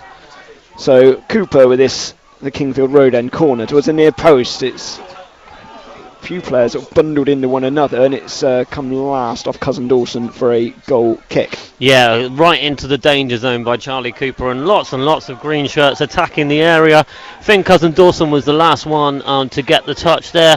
Another chance for Yeovil Town. It's been mighty impressive. Yeah, I'm a bit confused by what Woking are doing this second half, I must admit. Woking are allowing Yeovil Town a lot of the ball. They're allowing the Yeovil Town a lot of the possession, but then Woking aren't really doing anything in the process. And they see it as some sort of cunning plan. Of course, they have more possession against Southend in the week, but they've got a player down at the moment. Anderson is holding his head. The referee will stop the watch and allow physio Dan Rowe, I expect, to come on and administer him. He's only just back into the team. He's missed a few recently. Jermaine Anderson, former England under-20 international. He's maybe a couple of appearances and starts this term, but he's in from the off and he's back up to his feet as well. Yeah, this is the third time the referee's had a word with Dion Cowley-Evans, the Woking captain, and he's literally just mined to him, I'm fed up. So he's just literally fed up of every time the referee makes a decision. They're all crowding around the players. They all just need to, they're just crowding around, trying to make every decision a bit difficult for the referee. 60 minutes in, we've hit the hour mark. Yeah, he's one of 4 players sent off for Woking this season. Unintentionally, he broke the leg of Greg Ollie. It's one of those, the repercussions of the tackle warranted a red card. More than how sinister it was. As Ollie's out for the rest of the season as well. He's a huge hold up. About an hour or so they had an ambulance on the pitch. And we wish him well for his recuperation. It's 1-0 Yeovil here, 61 minutes just passed. Goal from Brett McGavin, 31 minutes in. Saying a goal is doing it injustice. Yeah. But he's lost the ball in midfield though. The Ward, who's spotted right off his line, he's trying to chip it over him, but he hasn't got enough lift on it, and Wright easily takes it. The crowd applaud the effort. I mean, had he got a bit more power on it, then Wright could have been in a bit of difficulty. Yeah, Ollie Wright was backtracking, that's for sure, but I would have had confidence in Ollie Wright even to get that, even if it was a little bit higher mark, to be honest. Josh Sims has just come back to the dugout for his final instructions from the gaffer, so looks like we'll be seeing Josh Sims very shortly. quite happened for him in a Yeovil shirt since he joined. He hit the post though late on the other week. Matt Worthington as well is doing a bit more of a warm-up. Last figured against Tamworth. He started, then he got injured in the warm-up. Borges down the right-hand side, sprinting away from Akinola with ease. Gets a low ball in too far in front of Jarvis, and it's gathered from the goalkeeper. And so many deliveries have gone in from Yeovil, and surely one of them will end up counting at one point. Yeah, that is an absolute peach of a delivery by Pedro Borges. A tiniest of touch from Aaron Jarvis, and that would have been 2-0. Absolutely fantastic wing play by Pedro Borges. Yeah, on Tuesday, Wednesday, 3 out of 13 crosses successful, and I looked at the stats against Barnet, 23%, so it's something they've got to work on, but I mean, I can't fault the deliveries. No. They're getting past the first man, and they're finding room, just not coming off at the moment, as Cooper heads the ball wide in midfield. Kelly Evans picked up from Anderson, back from that earlier knocks, holding off McGavin, and played it against Williams, and it ricochets kindly. We should be able to clear from McGavin. He wins a throw-in for his team. Smart play again from the midfielders. Anderson has again gone to ground. Yeah, it looks like Dale Gorman as well for Woking. We're going to see introduced shortly. We know him very well at Hewish Park, of course. He'll add a bit of bite in the midfield. He will, yeah. He's already had 8 yellows and 1 red this season. He likes to tackle, Mark. He loves to tackle. Diplomatic. Yeah, they're going to make the change now, I think. Yeah, I'm not sure what we're waiting for. We're waiting for the fourth official, or I think we're waiting for the fourth official. Yeah, there's going to be a couple of changes. Yeovil are looking to bring Sims on, as you anticipated a few moments ago. Yeah, looks like Aaron Jarvis's number's up, but I'm not sure it is Aaron Jarvis. I think he's got the wrong number, the fourth official there. Yeah, because I thought he had up at number 8, which... We don't know what's going on here. Yeah, we got a player from each team getting ready to come on. Yeah, and it probably suits Yeovil more this than the stoppage. Oh, absolutely. Yeah. The stoppage just gives everyone a chance to. It's Pedro. It's Kofi Shaw. We got there in the end. Kofi Shaw's off in the 65th minute. Yeah, I think this is a chance to give Josh Sims a bit of confidence. Josh Sims was really, really good a couple of weeks ago at home when he brought Josh Sims and Michael Smith on. He was really direct, and he's getting lots and lots of room out there on the left-hand side, Yeovil. So this suits Josh Sims straight down to the ground. Del Gorman is coming on as well for Jermaine Anderson. That's Woking's first change, and indeed Yeovil's first change a moment ago as well. 65 minutes in, still 1-0 to the Glovers. Del Gorman, 47 appearances for Yeovil, with 5 goals in the 21-22 season. A couple of clubs. Gorman with his first touch, Ward round the corner, too far in front of Lewis. It's hit the corner flag actually, and goes out for a goal kick, which suits Yeovil. Somehow I still haven't got the anecdote in on Denon Lewis. As I said in the preview, it said he had no chance of playing, so I had to scramble around my notes. He's a former Love Island contestant. Oh, is he? Although barely, he was only in it for a couple of days. I had to look that up, I don't watch it. Genuine. Now Ollie Wright's going to get a word from the referee for time wasting. Yeah, referee Aaron Farmer, who's going forward and tells him to get on with it before offering any further punishment. It's good refereeing again. Basically, just get on with it. Next time I'm going to put you in the book, but this time, let's try and get this game on a bit. We've had a lot of stoppages this second half. It's been very stop-start, which suits Yeovil. Flicked on towards Newblade. Really good flick on towards Sims now. In the edge of the box, he can get away from the defender. No, really important covering from Chickson. And Kelly Evans can't keep it in play. The fullback did well. He had to sprint over into a centre-back role then, and did well to intercept the Zimbabwe international. It was good defensive cover that by Woking. Josh Sims looking lively. He's on loan from Notts County, signed in October. Sims has got it near the corner quadrant. 2 Woking players on him. Still somehow gets it back to Whittle. Ricochets now to Plant. Cooper, 30 yards out, feinted to shoot, changed his mind. Borges, wide right, really good footwork, getting away from Andrews. Low boying, couldn't find Newblay. That is a man with confidence, Pedro Borges. A back heel followed by a step over. Wow. Hard to believe, Portuguese. Yeah. Replicating one of the greatest players of all time. As Williams plays it to Whittle, 67 minutes in, 1-0 Yeovil, asking Jarvis to get a bit of wriggle on down the left-hand side. He's done really well to get there before Deitch near the corner quadrant. Wide left for Yeovil, near side to us. Back to Plant. Getting away from Lewis. I thought it was a corner, but it's come last off the man on open Port Vale and behind for a goal kick. Yeah, I thought that was a corner as well, Mark, but no, the ref's given a goal kick, and again it suits Yeovil. The game's being slowed right down, but Yeovil Town, whenever they get the ball, their first instinct is to get that ball forward and try and score that second goal. Easier said than done, though. Bristol City have a 2-0 lead over Plymouth. Wayne Rooney's Plymouth, former teammate of Cristiano Ronaldo, of course, and we alluded to a moment ago. We often bring up on the Radio Somerset. That's who you were talking about, I wondered. Wright's got it back on his 6-yard box and clears it towards the Yeovil left. Headed away though from Kelly Evans and McGavin. A lovely ball on the right outside of his foot to get Borges away. Andrews gets a touch. Borges back here. That's magic work initially, but Andrews did well to win it back, and then they end up in a bit of a tumble with one another. Gilman picks up the pieces. 1-0 Yeovil, just past the midway point of the second half, and it's sliced out to play. Yeah, the Yeovil players are enjoying themselves now. Pedro Borges on that right hand side is giving those Yeovil fans an absolute dream day out there. He's doing step overs, he's doing back heels. Great ball by Brett McGavin. Unbelievable vision. They'll be enjoying themselves more if they can get more of a cushion. They have been comfortable this half, but a 1-0 lead is never mean you're in cruise control. Sims down the left-hand side, trying to motor away from Deitch. 3 waiting in the middle. One of them Plant. He took too long, but he's staying on his ground. He's appealing for a foul. It's back to Whittle. Inside to Cooper. Now Sims again. Fresh legs on as a substitute. Plays it back to Cooper. Again, 3 players waiting on the far side of the box. Jarvis, Newblay and Borges. Didn't pick out any of them. Cooper.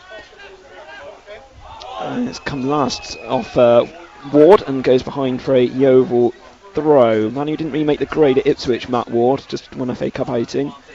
As Sims back to Plant, runs into Kelly Evans and behind for a Yeovil throw. Again, they're just keeping the area on the right end of the field, and Woking can't do much with it when it's back there. No, they certainly can't, and it's been all Yeovil, and the intention is clear. Get that second goal. I mean, Morgan Williams. Yeah, he pulled a little bit at Ward, and referee is he's booked Gorman, I think, for appealing for it in sort of waving an imaginary card. Yep, that sounds like the Dale Gorman we know at Hewish Park. Straight to the referee, straight in the referee's ear, and quite rightly so, he goes in the book for that, as does Morgan Williams. It does have to be said. Morgan, they knew what they were doing. The yellow card's a yellow card, but as Mark Cooper says, they all build up, they all get built up to that suspension, but quite rightly so, Mark, you've said, Mark, it all gets reset, thank goodness for that. Well, actually, for Dale Gorman, he's now on 9 yellows, so he's one away from a 2-game ban as Williams goes into the book. So Gorman is on, 9, which he has until, I think it's something like 35 games, which... Yeah. So he's got about another 14 games. That's going to take you into, March without getting a yellow card. I'll put good money that... By Christmas? Very likely, especially when they're playing the likes of Aldershot. Yep. Before that, they've got... they're away to Gateshead next Saturday. Home to Altrincham on the 21st and Aldershot away. Yeovil, we haven't mentioned it yet somehow because of how entertaining this game has been. They host Weymouth next week in the FA Trophy. Our good friends down the road, as we say in Yeovil. Managerless Weymouth. Yeah, what a great game that's going to be for a chance in the 4th round of the Cup, of course. But Hewish Park will be absolutely bouncing that day, Mark, it really will. Jaskalainen's clearance, long and central. Well headed away though from Williams and headed back forward towards Harries, and it's easy taken from Ollie Wright. They certainly need this second goal, Yeovil, just because 1-0 is so slender. They have just under 20 minutes remaining. Said how good they've been ahead this term. Don't lose many points from winning. None at all, actually. No, defensively they are absolutely solid. Sorry. Yeah, I think they're on the right hand side, and Yeovil win a free kick midway inside the Woking half. Harry's adjudged to have brought down Jarvis. Yeah, they haven't lost a point in winning position since March. I've got down on my record, and none away since St Albans back in January. So they know how to manage a game. I mean, their approach has been different to what I was expecting. I thought they might try and slow it down a bit, but they're having none of it. They're thinking, let's get a 2-0 lead rather than try and chance our arm. Yeah, that's the Mark Cooper way. He loves his teams to be on the front foot. He loves his team to have the ball. Loves his team to make possession count. And it's proving here this afternoon how well coached they are.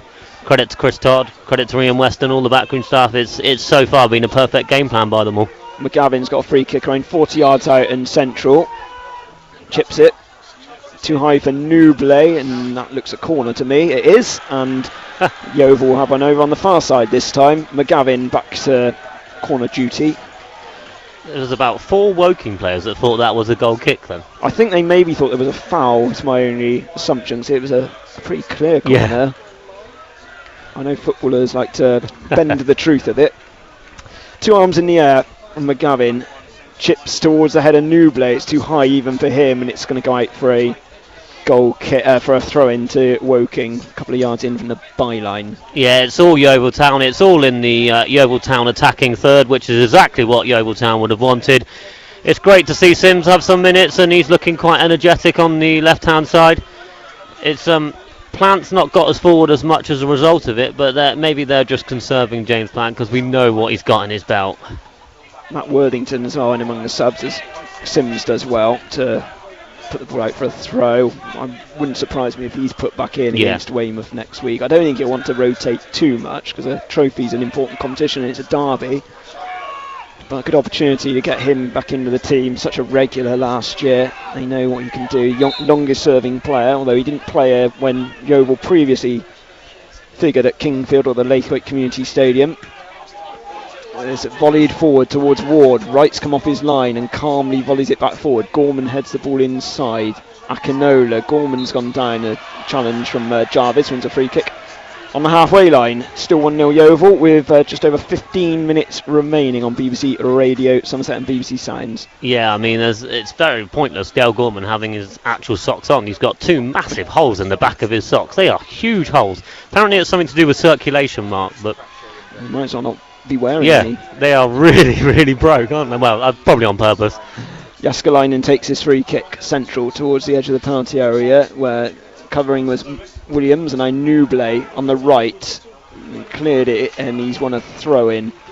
They haven't really been put under too much stress, Yeovil, in this second half. We said about how Woking have been struggling for goals, failing to score on plenty of occasions this term. Only failed to score twice this term. It's largely been away where they've struggled. First home game and the most recent before this one against Southend, 0-0 on Tuesday, and they're failing at the moment as well. But they only need that 1/2 chance. Andrews thought he had it in the first half, disallowed for offside. Now it's Borges on the right. He's got Nublé. Oh, he was making an overlapping run unusually for him, and the ball was knocked way too far in front. You said before the game, didn't you, about the tightness of this pitch? It's not the biggest, not noticeably sort of small. It's quite narrow, and that's probably the first time really. It's Yeovil have come a cropper. It's not in bad condition. It's flat, not bobbled up too much. As Sims keeps it in on the left-hand side, he's won a throw-in for Yeovil Town. Yeah, the surface has actually handled the game very, very well, considering all the rain around that we've had and the cold nights. But yeah, quite a thin pitch, I'd say. But just looking at the table, and Yeovil Town currently occupy 8th position, which they'll be more than happy with. Snap your hand off at the end of the season for that. Yeah, needed a lot of results to go their way for them to get up as high as that. They were in the bottom half going into this afternoon's game, near the playoffs and the relegation zone, as Borges holds off a couple of challenges. He's got the better of Andrews, wide right. Yeovil have got 4 players waiting in the middle, but it's not going to reach any of them. It's back to McGavin, now Nublé. Over to the right hand side, Borges. Cooper. 76 minutes in, 1-0 Yeovil. Nublé back to Cooper. Now Sims, who's going over to the right hand side from the left, and not to good effect. He's penalised. The goal separating the teams, Brett McGavin on 31 minutes. Watch it back again and again. Oh yeah. Brilliant commentary as well, Mark. Described it perfectly. Well, I haven't seen a goal like that for so long. He just met it so cleanly as well. When you shape up for it, it's one of those. I know that the roof is quite far. Yeah. High up in the Leslie Gosden stand, and you sometimes panic it's going to reach the top tier of that, but nope, anything but bottom corner. Yeah, I mean, that is perfectly described, and What a finish. We know he can do it. Jaskalainen with a booming clearance in this free kick towards the head of Lewis. It might have come last off Whittle, which I think it did because Plant sprinted on to try and keep it in play, fails to do so, and it's gone behind for a Woking throw. Kelly Evans to take. Yeah, Dylan Morgan just gets the call back from the bench. Made a fleeting appearance in the week. Started the season on loan at Weston-super-Mare. As Yeovil win the ball back. Borges, he's being pulled, but he's running away with the ball. Referee plays advantage. It's 3-on-3 at the moment. Newblade, Jarvis waiting in the middle as well. Towards Jarvis! Gets the touch. Too close to the goalkeeper, though. He's stolen in front of defender Deitch, but didn't get enough on it, and it's an easy grasp for the Finn. Another great attacking wing play by Pedro Borges. I thought he was fouled in the middle of the park. Good advantage by the referee, and that's it. When that boy gets some speed, he can go some, and Jarvis so close that time.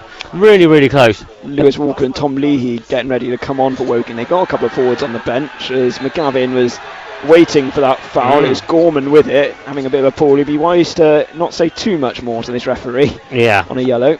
Still doesn't learn. He's still talking to him. I mean, 78 minutes into this game, it looks like Woking are just going to go for it. They've got nothing to lose. The goal scoreline still 1-0.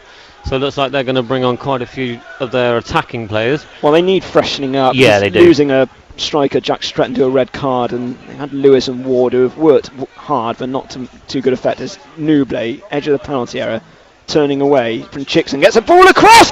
It's in! Cousin Dawson arriving and slams it into the bottom corner for his first goal in the green.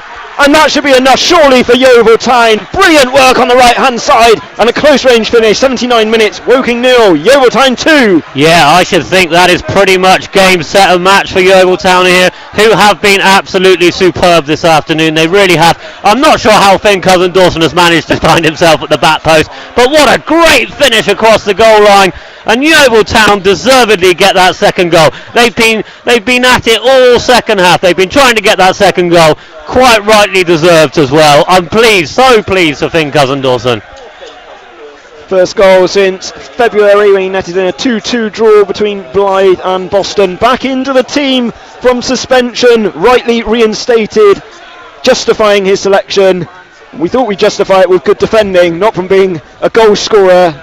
But he's added that to his game as well. There's going to be a substitution for Woking. Tom Leahy is coming on. That's in the 80th minute. I mean, they were looking to make these changes before they were 2-0 down, and this is going to be kitchen sink, ladles, spoons, forks and everything, I think. They've got to show more going forward, and Tom Leahy will be hoping that he can do that. Man who's on loan from Millwall. His brother, footballer as well. He's at Cray Wanderers. Jack Leahy, no relation to Luke Leahy, he's a former Bristol Rovers player. There's another flare went off as well when Yeovil scored. Alan Judge coming on. They're going to make 3 changes here. I mean, they're having a great time in that away end, but we don't like to see pyroseptics. We really don't. So they're very, very dangerous. No, I echo those views. I mean, they're told plenty of times. Yeah, they are. They are. And the culprits will get caught because they are escorting a few people out now. Lewis Walker is on for Tunji Akinola. I'm glad you said that one. Yeah, Lewis Walker, who's the son of lots of famous sons and relatives this afternoon. He's the son of Des Walker, who scored 1 goal in his career of 500 odd games. He's already scored more than that this season as Walker Jr. Striker, signed from Gillingham, and another Flares ended up on the pitch. Yeah, there's a couple of stewards are waving, and Del Gorman almost wanted to have a word. Yeah.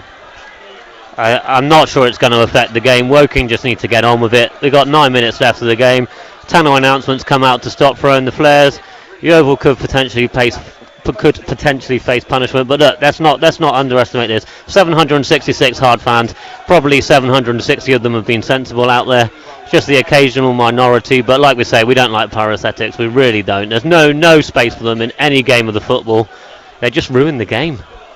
No, I was at the West Country Derby last December and January, where one from Yeovil, one from Bar City fans as well, one nearly hit a ball boy right at the end of the game. It was almost thrown because there weren't any goals in the visitors, and yeah, it's completely unnecessary. I think it's frustrated the players as well. It's taken the shine off it a little bit. I mean, we've had 2 minutes delay here just so they can get the flares under control, and there's no need for it. We're away at Woking. I mean, we're winning comfortably. It's going to benefit Woking more because they've had time to regroup and perhaps Michael Doyle to get some messages across.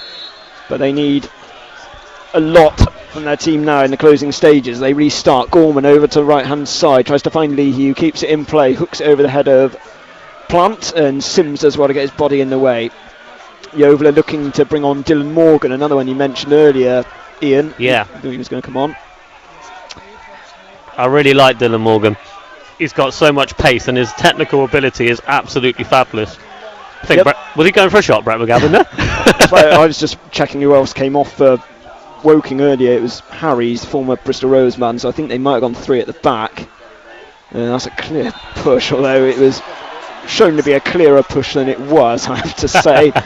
And Yeovil win a free kick in their own half. They lead by 2-0, close range finish and a far right finish. And they're going to bring on Dylan Morgan. I mean, he's stepped up. He's been at likes of Taunton Town, signed last year. He went back on loan to Western-super-Mare, and he's really an example of what a loan spell can do for a player. It can reinvigorate you sometimes. He's coming on for Jarvis. As you mentioned, his collar is nearly gone. It's almost like Harry Hill stretch. Yeah.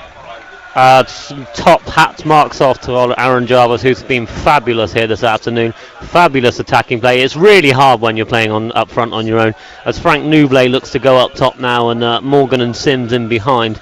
And I mean, the loan spell for Dylan Morgan was perfect. He picked up an injury in pre-season, so there's a lot to be said about players that don't have a pre-season, you know. Sims might get there before Dyche. No good covering, and he clears it riskily away from his own penalty area. One high up the field from Plant. Really good challenging back from Morgan. He's come from an offside position, and Woking will restart with a free kick on the edge of their own box. Worthing 3, Western-super-Mare 0. Elsewhere, Taunton 2, Chertsey 3, Bar City 1, Boreham Wood 1. It's still Barnsley 0, Bristol Rovers 0, and Bristol City 3, Plymouth 0.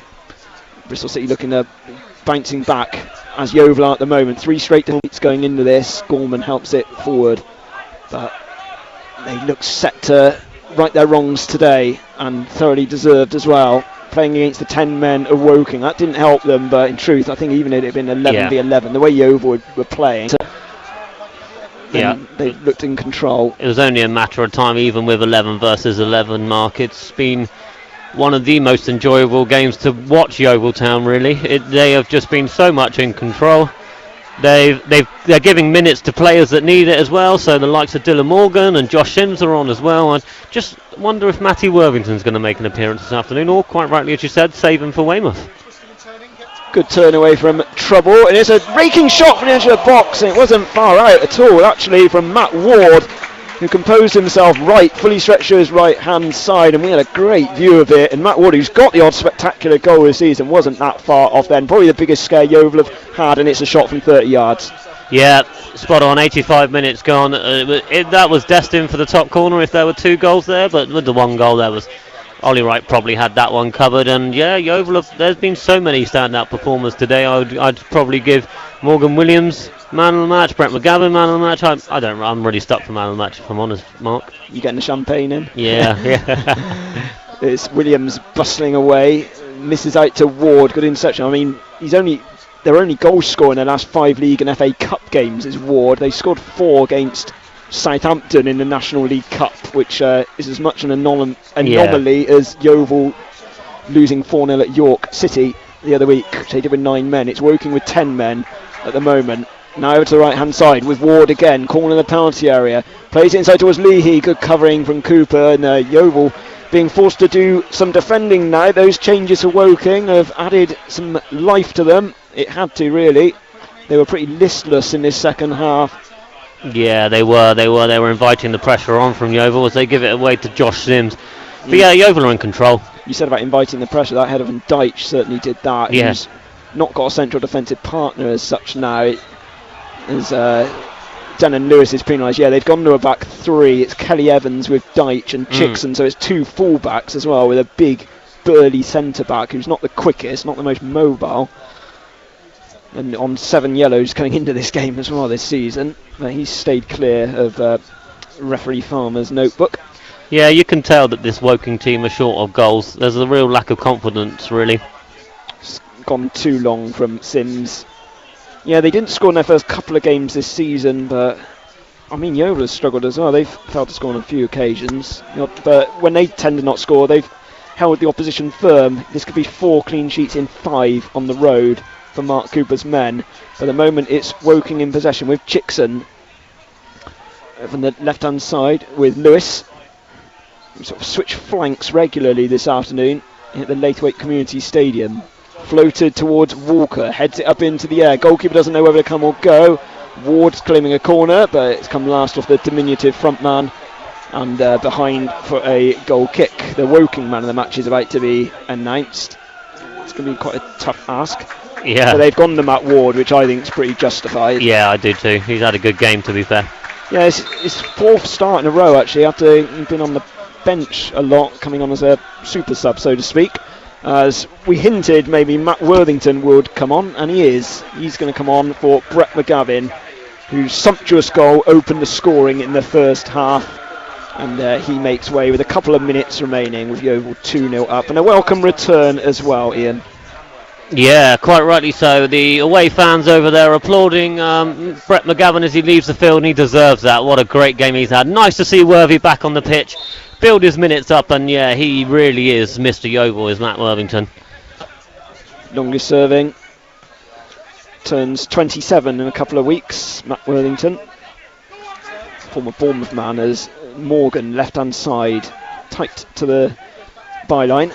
Now back to Plant, Whittle, inside to Worthington. His first involvement, very, very bright orange boots, so be welcome to be back on grass. His last outing didn't last too long on the 3G at Tamworth.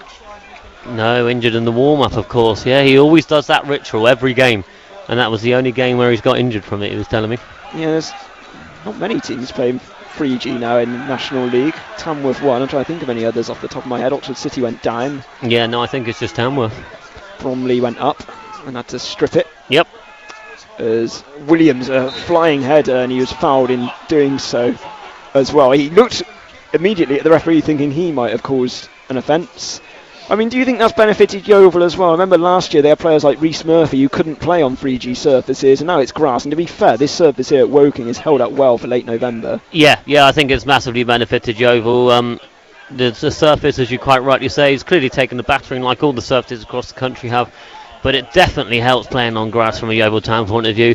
Yeovil Town like to play their football, they like to play it nice and quick, and the surface has really helped this afternoon. Cooper with a free kick over to the right hand side. It's well headed away. Worthington wins the aerial battle.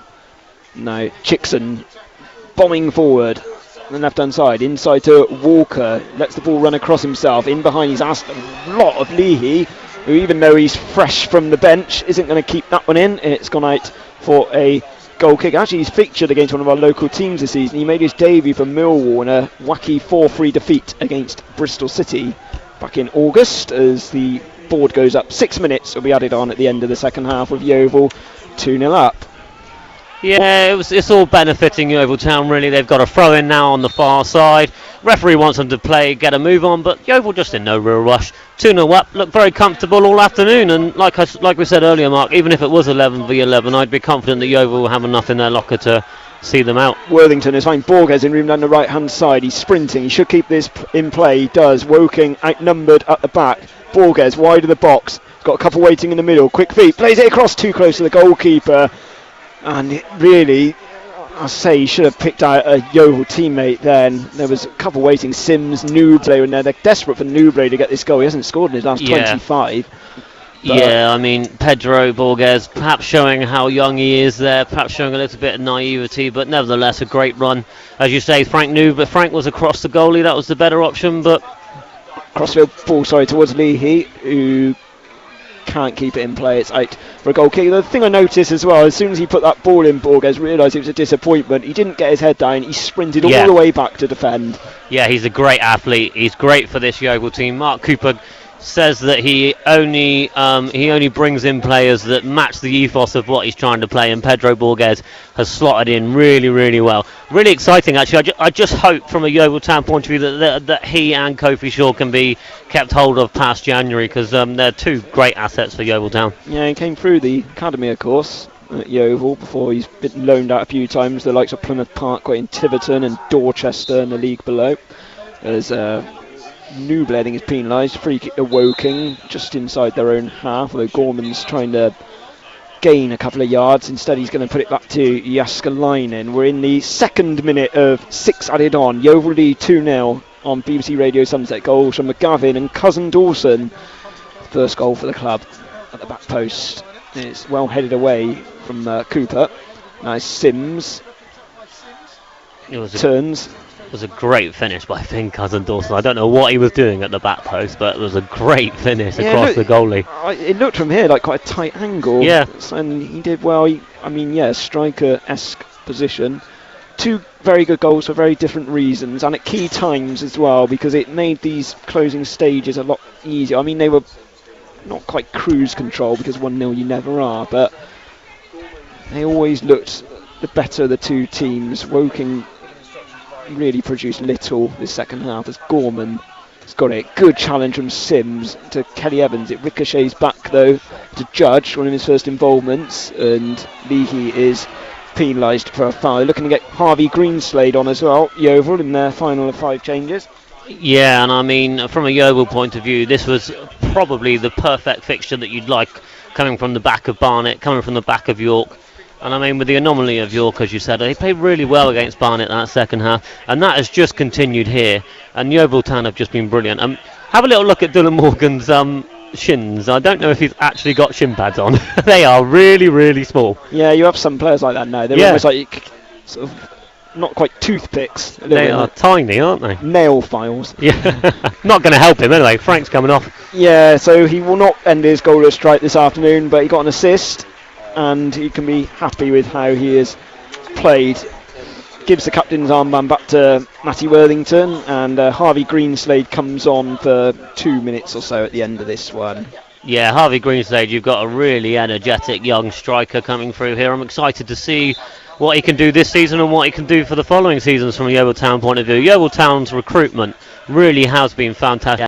They know exactly who they want, and they've been backed by the chairman as well, so it's been good. They've got a really good squad. And Greenslade's first involvement is a charge down a header forward from Kelly Evans, and they both see the ball behind for a Woking goal kick. We have 2 minutes of additional time remaining. Yeovil leading by 2 goals to 0. Worthing 3, Western 0. Varsity 1, Boreham Wood 1. And Marlow have taken the lead against Frome Town, that bottom of the table clash in the Southern League. Bristol City 4-0 up now on Plymouth Argyle. All the goals in the second half. Plymouth let in 6, didn't they, in the week against Norwich? So I wonder how long Mr. Rooney's going to last, dare I say it. Discussions for others. Yeah. Woking on the attack down the left-hand side with Chickson back to Lewis. Midway inside the Yeovil half. Wright for dead ball. Wright comes out and takes it very well, because he had 2 bodies in his way and he grabs it. And he's keen to keep another clean sheet this season. This could be his 6th already on the road if they just stand firm for the remaining minute or so. Fantastic by Ollie Wright. I mean, 21 years of age. What a bright future this kid has got going forward. So confident when he comes and collects the ball, and his distribution is nothing short of amazing. Southampton, have a little look at him. Yeah, he was on the books of 3 clubs who made the playoffs last year. Worthing, Bath City and Southampton. He went to Wembley with Southampton. He helped warm up the goalkeepers. And of course he saved a penalty against Yeovil, which caught Mark Cooper's eye. As Boreham Wood looked like they might have snatched a late win against Bath City. Kwesi Appiah going added time, which has been Bath City undoing this term. Yeah, I mean, Yeovil are just going through the motions here. Hopefully it's been an enjoyable listen, because it's been an enjoyable watch, that is for sure. As Judge keeps the ball in near the corner flag. Vastly experienced, basically come out of retirement actually to play for his friend Michael Doyle, 2 Irishmen. As good flick behind towards Plant, who initially stopped running, then somehow keeps the ball in play, but no, he doesn't. It's a throw in to the host. Just going through the motions now. We passed the 6 minutes of added on. Woking 0, Yeovil Town 2. Yeah, it's all eyes on the referee now. can't be that many more added time that they want to play. I mean, from Yeovil's point of view, they've got a lot of men on there that have got minutes, which is always positive. Denon Lewis on the left-hand side. Good tackle from Sims. He's done well since he's come on, actually. He's got stuck in. He's got up with the pace of the game, and that's the end of the game. Here at the Laithwaite Community Stadium, here in the National League, it's finished Woking 0, Yeovil Town 2.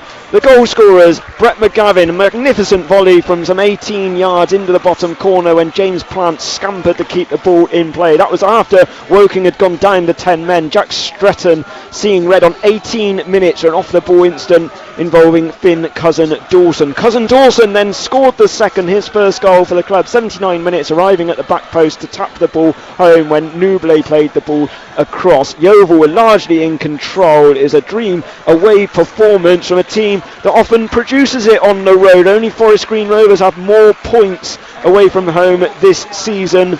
It's another clean sheet as well. That's 4 in their last 5 away from home for the Glovers. Woking 0, Yeovil 2, and Ian, what a display from Mark Cooper's men. He'll be overjoyed at ending 3 defeats in a row. Yeah, it's another win on the road for Yeovil Town. They're looking very, very comfortable away from home. It doesn't matter what ground they go to, they just combat it and they just get on with it. Today, the thing that impressed me the most was the possession that they had, the real emphasis that they had on the goal, and even at 1-0, they weren't going to let it go. In the end, it's brilliant Brett McGavin that takes the plaudits here. It's Woking's first home defeat since September, so that says in itself how well Yeovil played as well. They're just getting these results, especially against teams below them. They've now won 9 and drawn 2 against teams underneath them in the National League. It's finished here then at the Laithwaite Community Stadium. Woking 0, Yeovil Town 2.